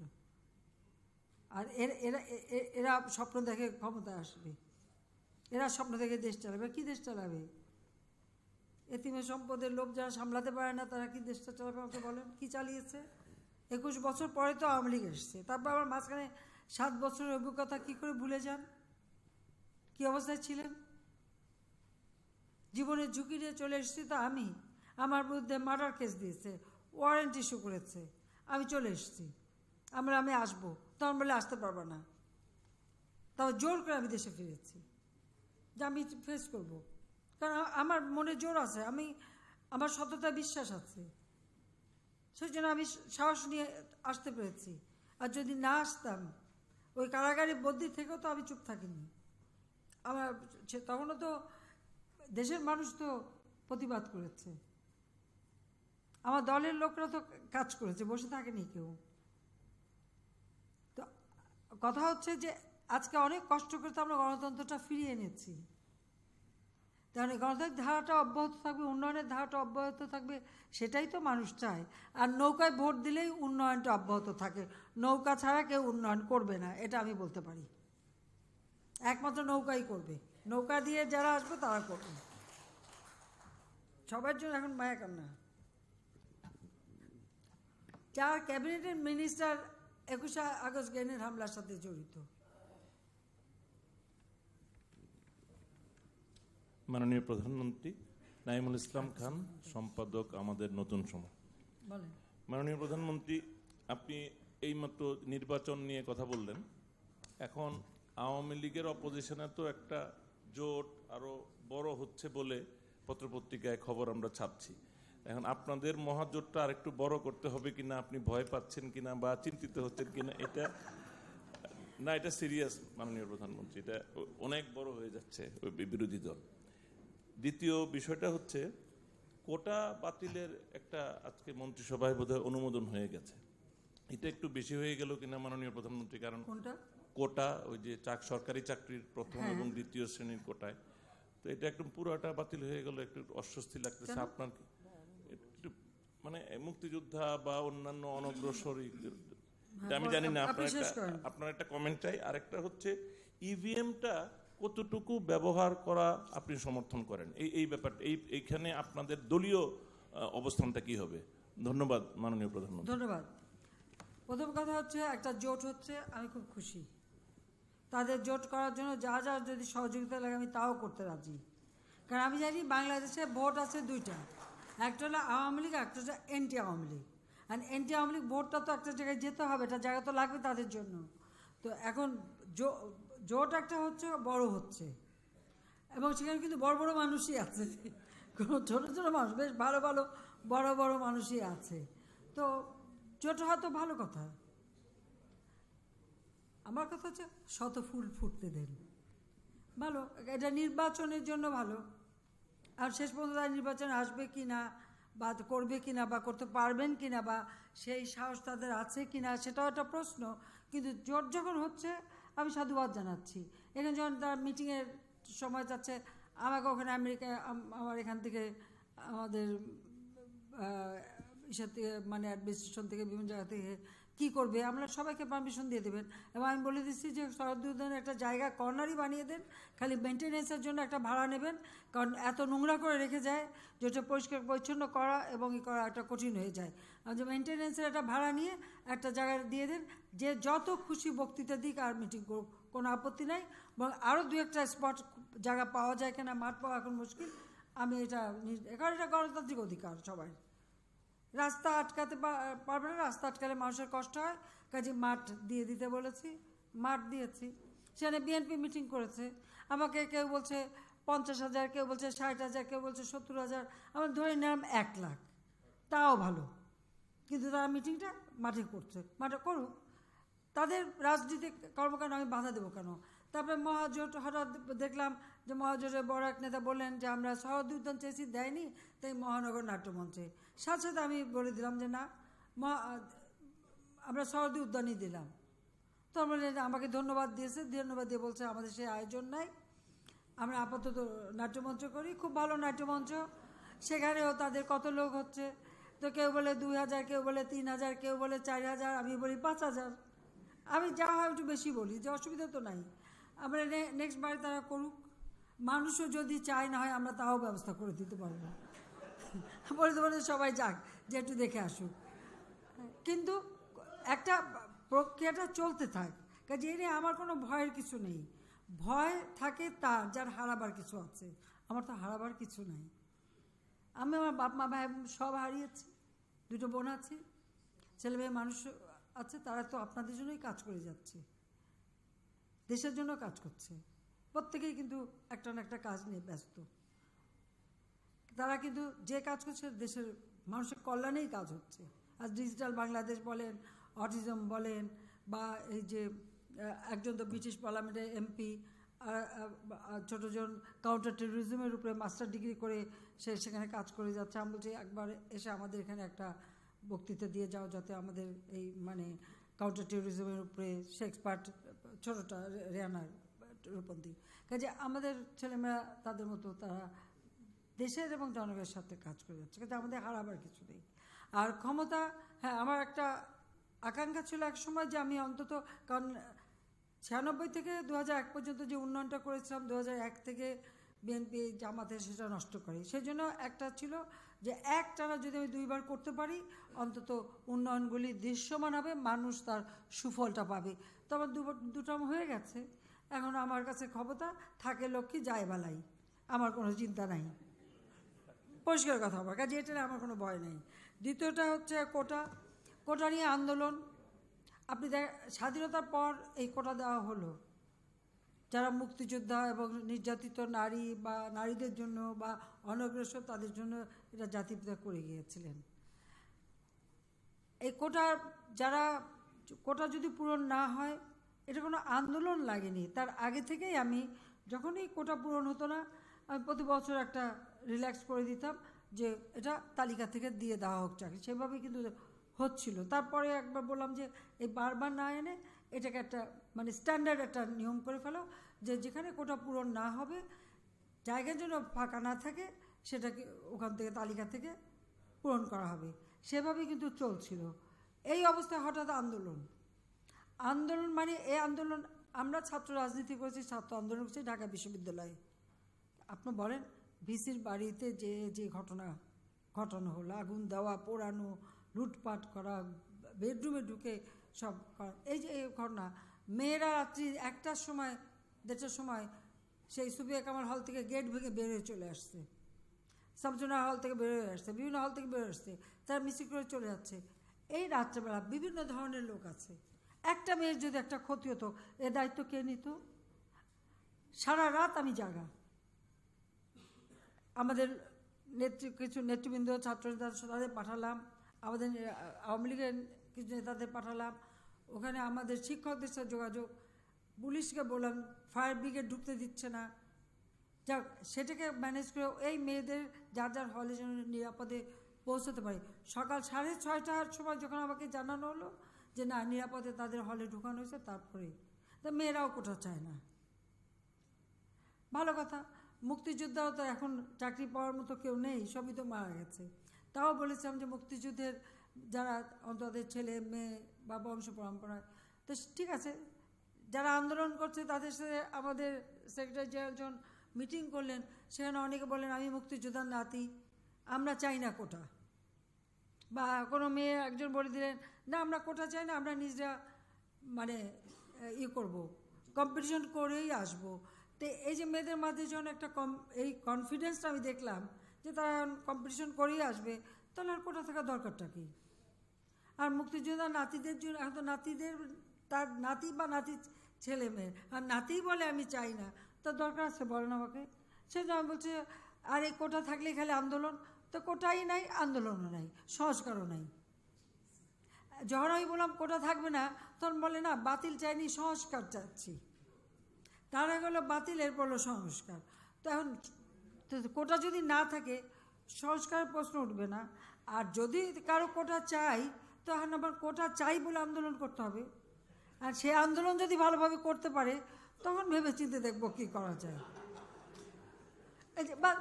আমি যেটা আমি সহজ বুঝি, আমি সেটা বলছি যে এরপর যদি কেউ কোনো কোঠা চায়, তাহলে তাকে সেটার জন্য আন্দোলন করতে হবে, বলতে হবে যে আমি এই কোঠা চাই। তো সেটাকে বলুক, আন্দোলন করুক, আন্দোলন ছাড়া দেবো না, আন্দোলন করতে হবে। আর ইভিএমের ব্যাপারে আমি কিন্তু ইভিএমের পক্ষে।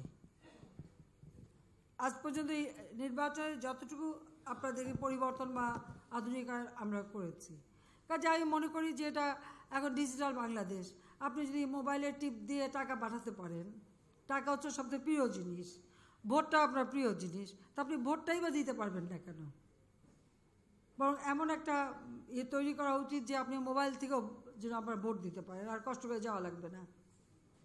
তো ইভিএমটা আগে, ইভিএমটা হোক। ইভিএম যে জন্য আমরা এখানে প্রজেক্ট পাস করে দিয়েছি, যেহেতু প্রজেক্ট পাস করেছি, তত বুঝতেই পারেন যে আমাদের মানসিকতা কী। আমরা তো চাই, কারণ আমরা জনগণের উপর আমাদের আস্থা আছে, বিশ্বাস আছে। জনগণ আমাদেরকে ভোট দিয়ে নির্বাচিত করেছে, জনগণের ভোটের অধিকারটা সুরক্ষিত করা সেটা আমাদের দায়িত্ব। আর সেটা মনে করি আমরা কাজ করে যাচ্ছি। কাজে ইভিএমে আমার তো কোনো আপত্তি নাই। আমি তো চাই ইভিএম হলে আরও সুবিধা, মানুষ যাচ্ছে, টিপ দিচ্ছে, ভোট হচ্ছে, সাথে সাথে গুণের রেজাল্ট পেয়ে যাচ্ছেন। আগে যেমন সিল মেরে বাক্স ভরা বাক্স নিয়ে গেল, বা একটা গাড়িতে করে যে ভোট দিল, মানে 10টা হুন্ডা 20টা গুন্ডা, নির্বাচন ঠান্ডা, অন্তত সেই জায়গা থেকে তো মুক্ত। ধন্যবাদ। মাননীয় প্রধানমন্ত্রী, আমার নাম মঞ্জুরুল হাসান বুলবুল, আমি 21 টেলিভিশনে কাজ করি। প্রথমেই আপনাকে ধন্যবাদ জানাই, আপনি অনেক পুরস্কার পেয়েছেন, কিন্তু এই প্রথমবার বোধহয় একটা নিউজ এজেন্সির কাছ থেকে পুরস্কার পেলেন, আইপিএস থেকে। কাজে এটি বাংলাদেশের সাংবাদিক সমাজ, দুঃখ পাচ্ছে নাকি? না, কেউ দুঃখ পাচ্ছেন না। আমরা খুব খুশি যে আইপিএস এর কাছ থেকে আপনি পুরস্কারটি পেয়েছেন। আর একটু আগে ডিজিটাল আইন নিয়ে আপনি যে কথা বলেছেন, যেটা ঠিক, আমরা আপনার উপর আস্থা রাখতে চাই, কারণ আপনার হাত ধরেই বাংলাদেশে তথ্য অবারিত করার 2টি অসাধারণ আইন হয়েছে। একটি হচ্ছে 2009 সনের তথ্য অধিকার আইন, আরেকটি হচ্ছে 2011 সনের হুইসেল ব্লোয়ার প্রোটেকশন অ্যাক্ট। এটি বাংলাদেশের গণমাধ্যমের স্বাধীনতার সূচকে বাংলাদেশকে অসামান্য উচ্চতায় নিয়ে গেছে। এবং 501, 502 ধারার কথা আপনি বললেন। আরেকটা আইসিটির যে 57 ধারার অপপ্রয়োগ হচ্ছিল যখন অতিমাত্রায়, আমরা আপনার কাছে গিয়েছিলাম, আপনি জনাব ওবায়দুল কাদেরকে নির্দেশনা দিয়েছিলেন, যার ফলে 24 ঘন্টার মধ্যে কিন্তু আমরা সমাধান পেয়েছিলাম যে সাংবাদিকদের বিরুদ্ধে 57 ধারা প্রয়োগের বেলায় পুলিশের ঊর্ধ্বতন কর্তৃপক্ষের অনুমতি নিতে হবে। যার ফলে আপনার এই সদিচ্ছার প্রতি আমরা আস্থা রাখি। এই আইনটি নিয়ে যে উদ্বেগ, নিশ্চয়ই আপনি যেটি বলেছেন আমরা আশ্বাস রাখতে চাই। আমি 2টি প্রশ্ন করতে চাই। একটি হচ্ছে দেশের রাজনীতি নিয়ে, সেটি হচ্ছে যে রাজনীতিতে দুইটি ধারা এখন পরিষ্কার, একটা হচ্ছে আওয়ামী লীগের নেতৃত্বের ধারা জোট, আরেকটি হচ্ছে আওয়ামী লীগের বিরোধী জোট। এটি নিয়ে আমাদের খুব বেশি উদ্বেগ নেই। আওয়ামী লীগকে বরাবর তার প্রতিদ্বন্দ্বীদের সঙ্গে লড়াই করেই জিততে হয়েছে, কিন্তু সম্প্রতি একটি বড় দলের বিশেষ সমাবেশে বলা হলো যে আওয়ামী লীগকে পরাস্ত করার জন্য তারা শয়তানের সঙ্গেও ঐক্য করবেন। আমি খুব উদ্বিগ্ন যে রাজনীতি ভার্সাস রাজনীতি এটা মানি, কিন্তু আপনার রাজনীতি এই শয়তানদের সঙ্গে কিভাবে মোকাবেলা করবে, এই শয়তানটা কারা, এটি একটি প্রশ্ন। আরেকটি প্রশ্ন হচ্ছে যে আপনার নির্বাচন ও পরিচালনা কমিটির কো চেয়ারম্যান জনাব এইচ.টি. ইমাম একটা তথ্য দিয়েছেন, যে ভোটের হিসেবে আওয়ামী লীগ এখন 42%, বিএনপি 30%, তার মানে ব্যাটল গ্রাউন্ড হচ্ছে 28%। এখনও 28% ভোটের যুদ্ধের ব্যাটল গ্রাউন্ড। সেই ব্যাটল গ্রাউন্ড উইন করার জন্য আপনার দলের পরিকল্পনা কি, চিন্তা কি, এটি হলো প্রশ্ন। আর আন্তর্জাতিকভাবে ইতিমধ্যেই সাবেক বিচারপতি প্রধানপতি এস.কে. সিনহা একটা বই লিখেছেন, তাই নিয়ে আপনার প্রতিক্রিয়া পেয়েছি। সেটি নিয়ে আমি খুব উদ্বিগ্ন না, উনি বই লিখে লেখক হিসেবে যদি থাকেন অসুবিধা নাই, কিন্তু আমি ভারতীয় সংবাদ সংস্থা পিটিআই এর সঙ্গে ওয়াশিংটনে তিনি একটা সাক্ষাৎকার দিয়েছেন, সেখানে তিনি যে কথা বলেছেন এটা লেখকের চাইতেও বেশি, তিনি অ্যাক্টিভিস্ট। তিনি বলেছেন যে আমি ভারতের প্রধানমন্ত্রীর সঙ্গে দেখা করেছি, নেতৃবৃন্দের সঙ্গে দেখা করেছি এবং বলেছি, আপনার কথা বলেছেন যে তার নেতৃত্বে সরকারকে সমর্থন না দেওয়ার জন্য যদি ভারত সরকার আওয়ামী লীগকে সমর্থন দেয় তাহলে পরে দে উইল লুজ বাংলাদেশ। এটা অ্যাক্টিভিস্ট, এবং এটি করতে গিয়ে তিনি আরেকটু অ্যাক্টিভিজমের মতো কথা বলেছেন যে বাংলাদেশে সংখ্যালঘু নির্যাতন হচ্ছে এবং হিন্দুদের মন্দির ভেঙে আমি এনডিটিভির রিপোর্টটা আমার কাছে আছে যেটি পিটিআই সেখানে করেছে। তো এটি একজন লেখক তিনি লিখতে পারেন, সেটি নিয়ে আলোচনা হতে পারে, কিন্তু উনি তো অ্যাক্টিভিস্টের ভূমিকায় লিখেছে। এই একটি অবস্থায় আপনার প্রতিক্রিয়া কি জানতে চাই, বা তার সঙ্গে মোদি ভারতীয় সম্মানিত প্রধানমন্ত্রী নরেন্দ্র মোদীর দেখা হওয়ার পরে ভারতের কাছ থেকে আপনি কোনো প্রতিক্রিয়া পেয়েছেন কিনা? দেখুন, একটা হচ্ছে বিরোধী দল থাকবেই, তবে আমি জানি না শয়তানের সাথে এটা কে বলছে।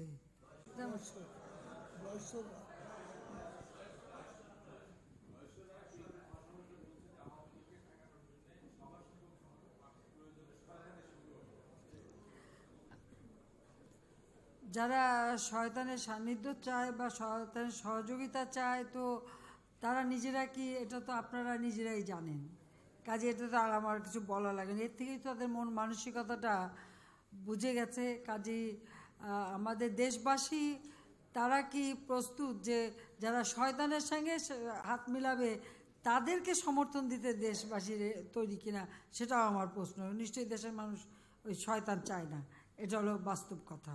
তো যাক, সে শয়তান না, আমি জানি না, তার তো বোধহয় বসবাস অফিসেই, কেন তাও বুঝতে পারি না, কি ঘর বাড়ি নাই না কি, না যাই না।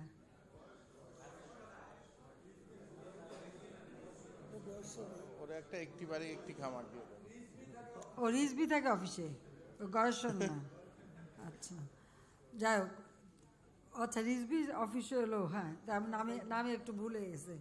তো যাই হোক, এটা যে কথা বলছে, যাক আমি এটা নিয়ে কোনো কমেন্ট করতে চাই না। আরেকটি বিষয় যেটা আপনি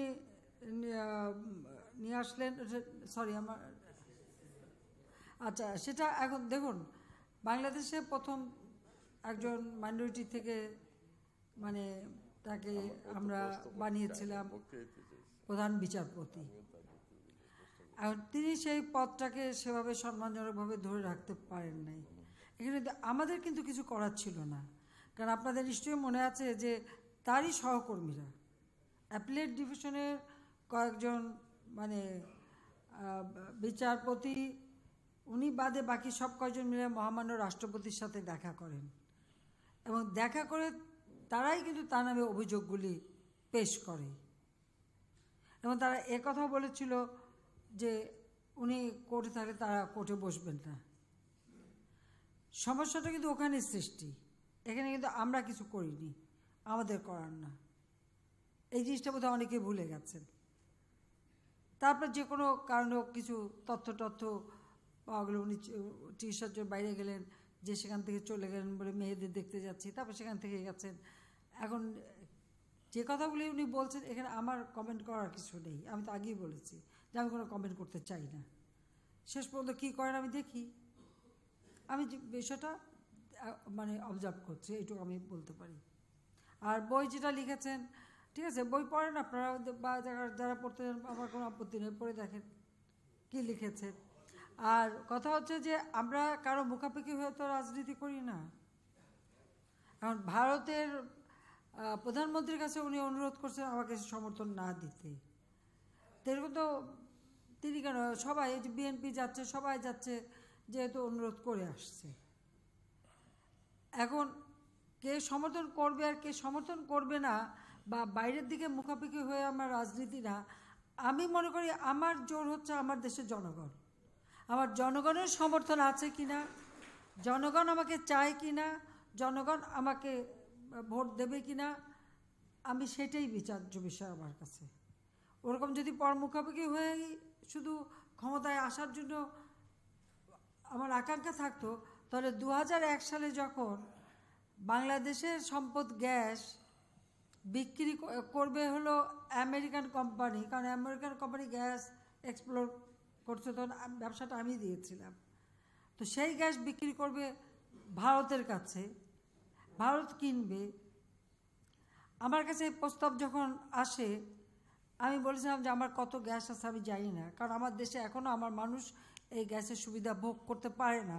কাজে আগে আমার মানুষের চাহিদা পূরণ করতে হবে, তারপরে আমাকে অন্তত 50 বছরের রিজার্ভ রাখতে হবে আমার আগামী তরুণদের জন্য, আগামী প্রজন্মের জন্য। আমার যদি অতিরিক্ত গ্যাস থাকে তখন আমি বেচার কথা চিন্তা করব, কিন্তু আমার দেশের মানুষের চাহিদা আগে আমার পূরণ করতে হবে। তখন আপনার মনে আছে একদিকে বিদ্যুতের জন্য হাহাকার, সারের জন্য সমস্যা, বিএনপির আমলে সারের জন্য কৃষকদের গুলি করে মারলো, 18 জন কৃষককে হত্যা করলো। সেখানে বিদ্যুৎ নাই, প্রতিনিয়ত আমরা বিদ্যুৎ উৎপাদন বাড়ালাম, নতুন নতুন বিদ্যুৎ কেন্দ্র করা, বেসরকারি খাত উন্মুক্ত করে দিলাম এই বিদ্যুৎ উৎপাদন বাড়ানোর জন্য। এই অবস্থায় আমি আমার দেশের সম্পদটা কীভাবে বিক্রি করব? তা আমার যদি ওরকম কারো প্রতি কারো সহযোগিতা নিয়ে আমার ক্ষমতায় থাকতে হবে কি হবে না এই প্রশ্ন যদি করেন, তাহলে যে আমার ক্ষমতা না থাকাই ভালো। আমার দরকার নেই ক্ষমতার। আমার দেশের মানুষের শক্তিটা হচ্ছে আমার সবথেকে বড় শক্তি। সেই শক্তি যদি না থাকে আর দেশের মানুষ যদি আমাকে না চায়, তো কে আমাকে এনে ক্ষমতায় বসাবে, ওই আকাঙ্ক্ষা নিয়ে রাজনীতি আমি করি না। কাজে ওরা যেখানে যে বলতে পারে তাতে কিছু আসে যায় না। জাতিসংঘে গিয়েছি, যতজন head of the state, head of the government, যাদের সঙ্গেই দেখা হয়েছে এবং বিভিন্ন প্রতিষ্ঠান, প্রত্যেকেই তো আমাকে খালি একটা মেসেজই দিচ্ছে যে আমরা আবার আপনাকে দেখতে চাই, আবার আপনি ক্ষমতা আসেন সেটাই চাই। তবে আমি তাদের বলে আসিনি যে আপনারা একটু আসেন আমার ক্ষমতা বসায় দিয়ে যান, আমি কিন্তু তা বলিনি। আমি তাদের ওই যে জবাবটা একটাই দিয়েছি, আমি দেখেন দেশের মানুষ যদি ভোট দেয় আমি আছি, না দিলে আমি নাই, হয়তো এটাই আপনাদের সঙ্গে আমার শেষ দেখা। কারণ এখন তো বয়সও হয়ে গেছে, বারবার মনে করেছেন জন্মদিনের শুভেচ্ছা দিয়ে 72 বছর বয়স, কাজে এটা তো মনে রাখতে হবে আর কতদিন। ধন্যবাদ।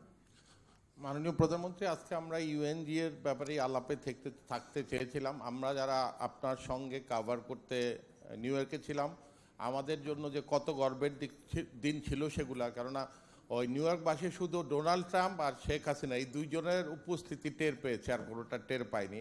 আমরা বিভিন্ন রেস্টুরেন্টে খেতে গেলে দেখেছি 6-7 জন রাষ্ট্রপ্রধান খাচ্ছে, তাতে কোনো কাজ নাই। কিন্তু আপনাকে আমাদের 3 জন রিপোর্টার, আমাদের বিশেষ প্রতিনিধি ফারজানা রূপা ছিলেন, আমি ছিলাম, আমাদের বিজনেস রিপোর্টার দোলা ছিল, মাহফুজ ছিল, ওখানকার প্রতিনিধি, আমরা 4 জনে মিলে আপনার কর্মকাণ্ড কভার করতে ব্যর্থ হয়েছি।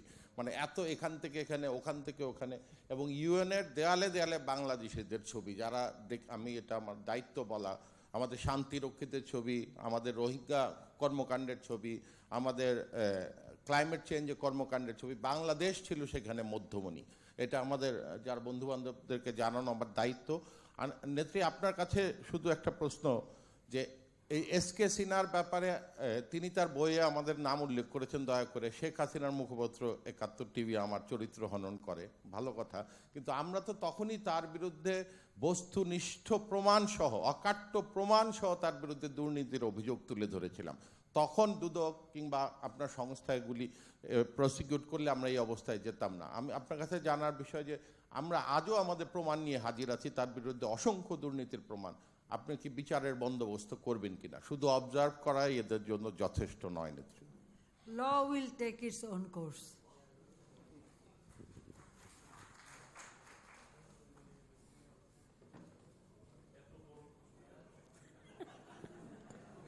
ভাই বেশি কথা বললে বলবেন বেশি কথা বলি, আবার কম বললে বলবেন কম।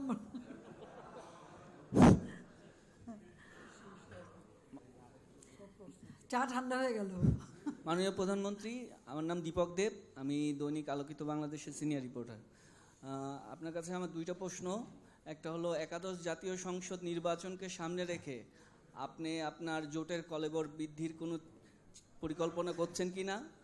আর আমার দ্বিতীয় প্রশ্ন হলো যে, সামনেই তো জাতীয় সংসদ নির্বাচনকালীন সরকারের এবার প্যাটার্ন কেমন হবে বা ধরন বা এর কলেবরটা কেমন হবে যদি একটু বলেন। ধন্যবাদ আপনাকে। ধন্যবাদ।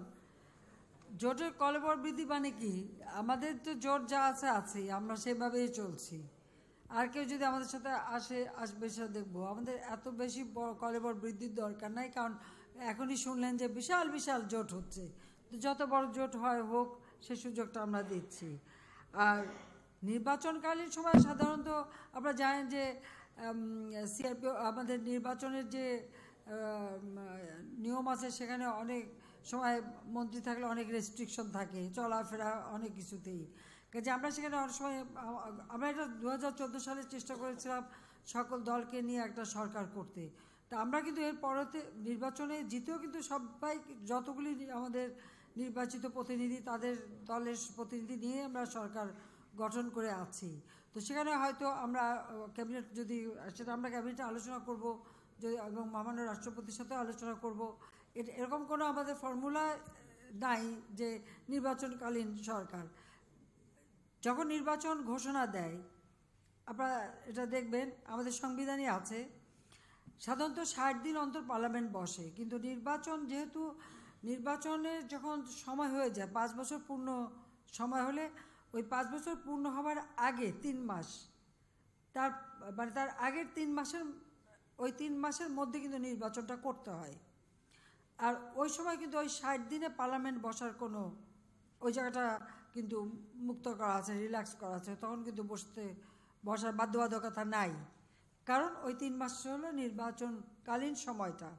তো সেই সময় সরকার আমরা কিভাবে করব, এ বিষয়টা আমরা আমাদের যারা কলিগ সবার সঙ্গে আলাপ আলোচনা করে, আমাদের যারা আমাদের জোটভুক্ত তাদের সঙ্গে আলাপ আলোচনা করেই কেউ করবো। ইতিমধ্যে আমি 2-1টা দলের সাথে বসছি এবং বাকি অন্যদের সঙ্গে আমরা বসে আলোচনা করে তখন এটা আমরা ঠিক করব।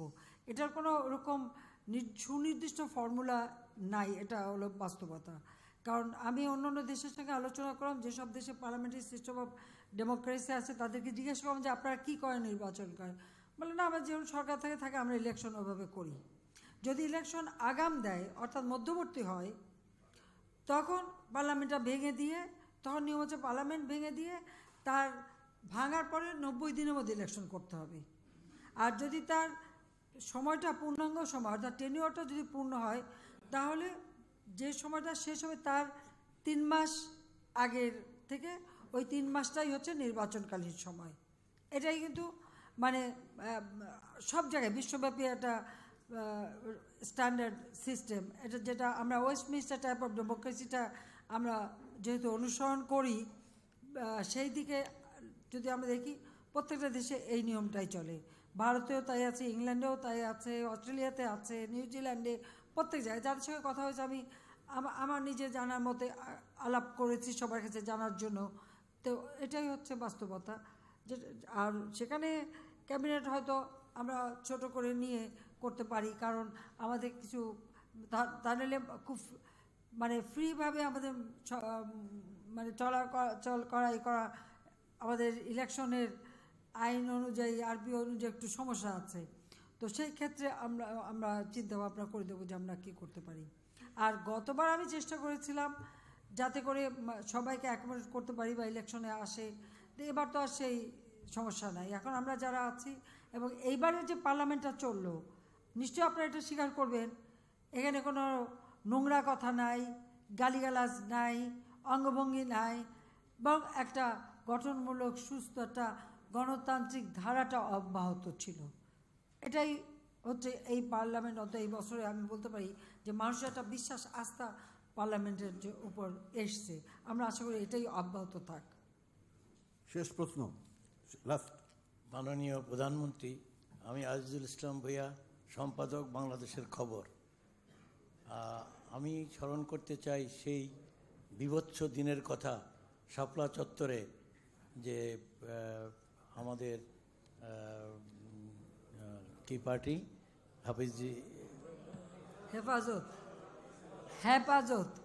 হেফাজতের সেই বীভৎস স্মৃতির কথা আমার মনে পড়ে। এই জন্য আমরা তখন প্রেস ক্লাবে ছিলাম। সেই রাত্রে প্রেস ক্লাব তখন ওদের দখলে ছিল, স্বাধীনতা বিরোধীদের দখলে। হঠাৎ দেখলাম যে শতে শতে চেয়ার বাইরের থেকে নিয়ে আসা হচ্ছে, সমস্ত প্রেস ক্লাব চত্বর তারা বিছিয়ে দিচ্ছে। সেখানে ফখরুদ্দিন আলমগীর সহ, ইমাজউদ্দিন সহ সমস্ত লোক এসে রাত্রে বসে সমস্ত প্রেস ক্লাব দখল করে ফেলছে। এখানে ইকবাল ভাই আছেন, এখানে আমরা সবাই বললাম ব্যাপার কি? তাদের ধারণা যে সকালবেলায় সরকার পতন হয়ে যাবে, খালেদা জিয়া ডাক দিচ্ছে, কার কোনো উপায় নাই। তো যাই হোক, কীভাবে আপনি এটা সমাধান করেছেন জাতি জানে। কিন্তু গতকাল কি আজকে সকালেই পত্রিকায় দেখলাম সেই হেফাজতের হুজুর আমাদের আল্লামা শফি সাহেব আপনাকে গ্রান্ড সম্বর্ধনা দিবে, এবং তাকে যখন জিজ্ঞাসা করেছে বাবু নগরীরা আপনি কি আওয়ামী লীগে জয়েন করছেন, বলছে জয়েন করলে কোনো ক্ষতি নেই, জয়েন করি নাই, তাই করলে ক্ষতি নাই। কারণ অনেকেই আমাকে কওমি শিক্ষা সম্বন্ধে অনেক আশ্বাস দিছে, কিন্তু কেউ আশ্বাস রাখে নাই, একমাত্র শেখ হাসিনা রেখেছে, এই জন্যই তাকে আমি সম্বর্ধনা দিব। এখন এই ব্যাপারে আপনার অভিব্যক্তিটা কি? আপনার এক সময় শত্রু, এখন আপনাকে সম্বর্ধনা। শত্রু ছিল না, এটা ভুল। আমার কোনো শত্রু ছিল না, সব কে শত্রু মিত্র ওটাতে আমি দেখিনি। তবে হ্যাঁ, তখন ওই রাতটা খুবই একটা ওই রাতটা ওই সময়টাই আপনার, তার আগে খালেদা জিয়া বক্তৃতা দিল, ঢাকাবাসী সবাই আসেন, একেবারে ওখানে শাপলা চত্বর বসে দখল করবে, এরপরে হেফাজত, তারপরে এই যে ভাঙা চূড়া নানা রকম ঘটনা। হ্যাঁ, আমি আমার মতো চেষ্টা করেছি এই রকম ধরনের পরিস্থিতি বাংলাদেশের জন্য আর কখনো না ঘটে, এবং বাংলাদেশে মানুষের নিরাপত্তা দেওয়া। কারণ তখনকার ওই অঞ্চলের সবাই এমন ভয় ভীত ছিল, এবং যে এটাও ঠিক যে যে কোনো সময় যে কোনো ঘটনা তারা ঘটাতে পারে। এবং খালেদা যেহেতু ওপেনলি তাকে সমর্থন দিয়ে দিল, জামাত সমর্থন দিয়ে দিল, এমনও বলছিল যে 200 গরু রেখে দিয়েছে, 200 গরু খাবে, কাউকে কিন্তু গরু টরু খাওয়ায় নাই। ওই বাচ্চা নিয়ে আসছিলো মাদ্রাসা থেকে, একটা রুটি আর কলা ছাড়া তাদের ভাগে কিছু জুটে নেয়। এটা হলো বাস্তবতা। তারপর যে ঘটনা, যাও, আমার কথাটা হচ্ছে অত বিস্তারিত বলতে যাব না। একটা কথা বলবো, এই যে মানুষের একটা টেনশন ছিল, আমি যেভাবেই পারি আমি তো টেনশন মুক্ত করেছি, এটা তো সাধুবাদ দেবেন। দ্বিতীয় কথা হচ্ছে যে আমরা, হ্যাঁ, সে সময় যারা মনে করতো আওয়ামী লীগ তো ধর্মেই বিশ্বাস করে না, আমি তো ধর্মেই বিশ্বাস করি না, এরকমই একটা চিন্তাভাবনা ছিল।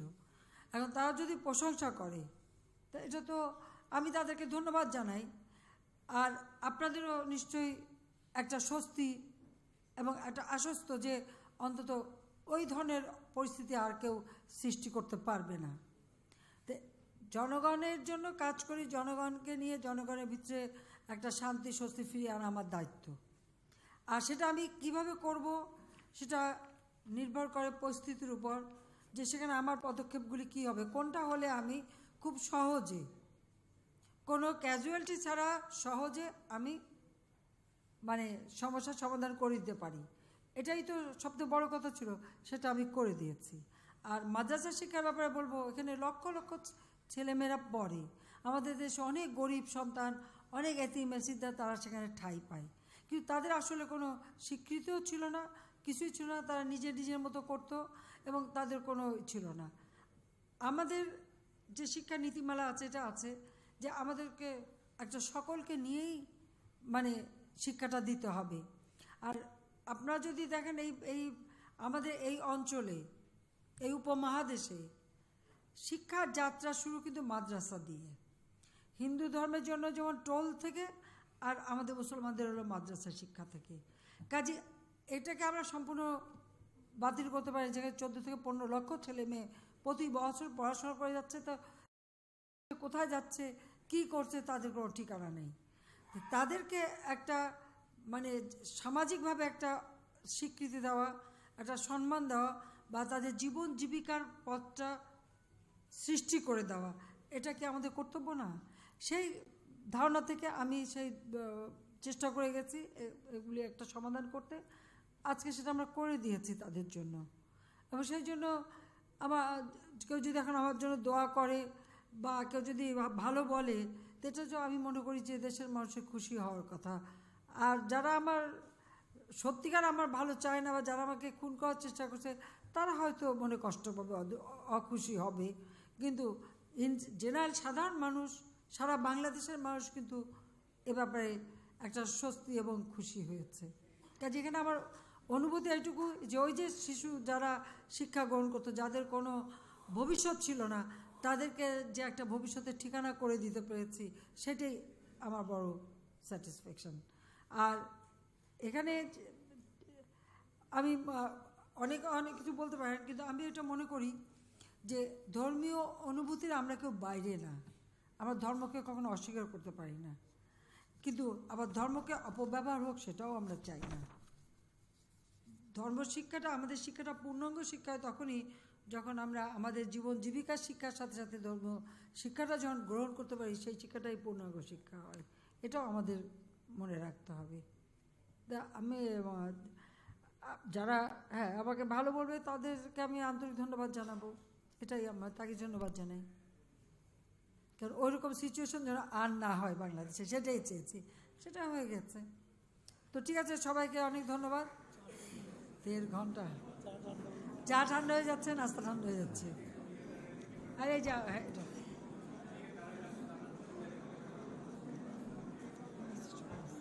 ছবি নেওয়া আছে।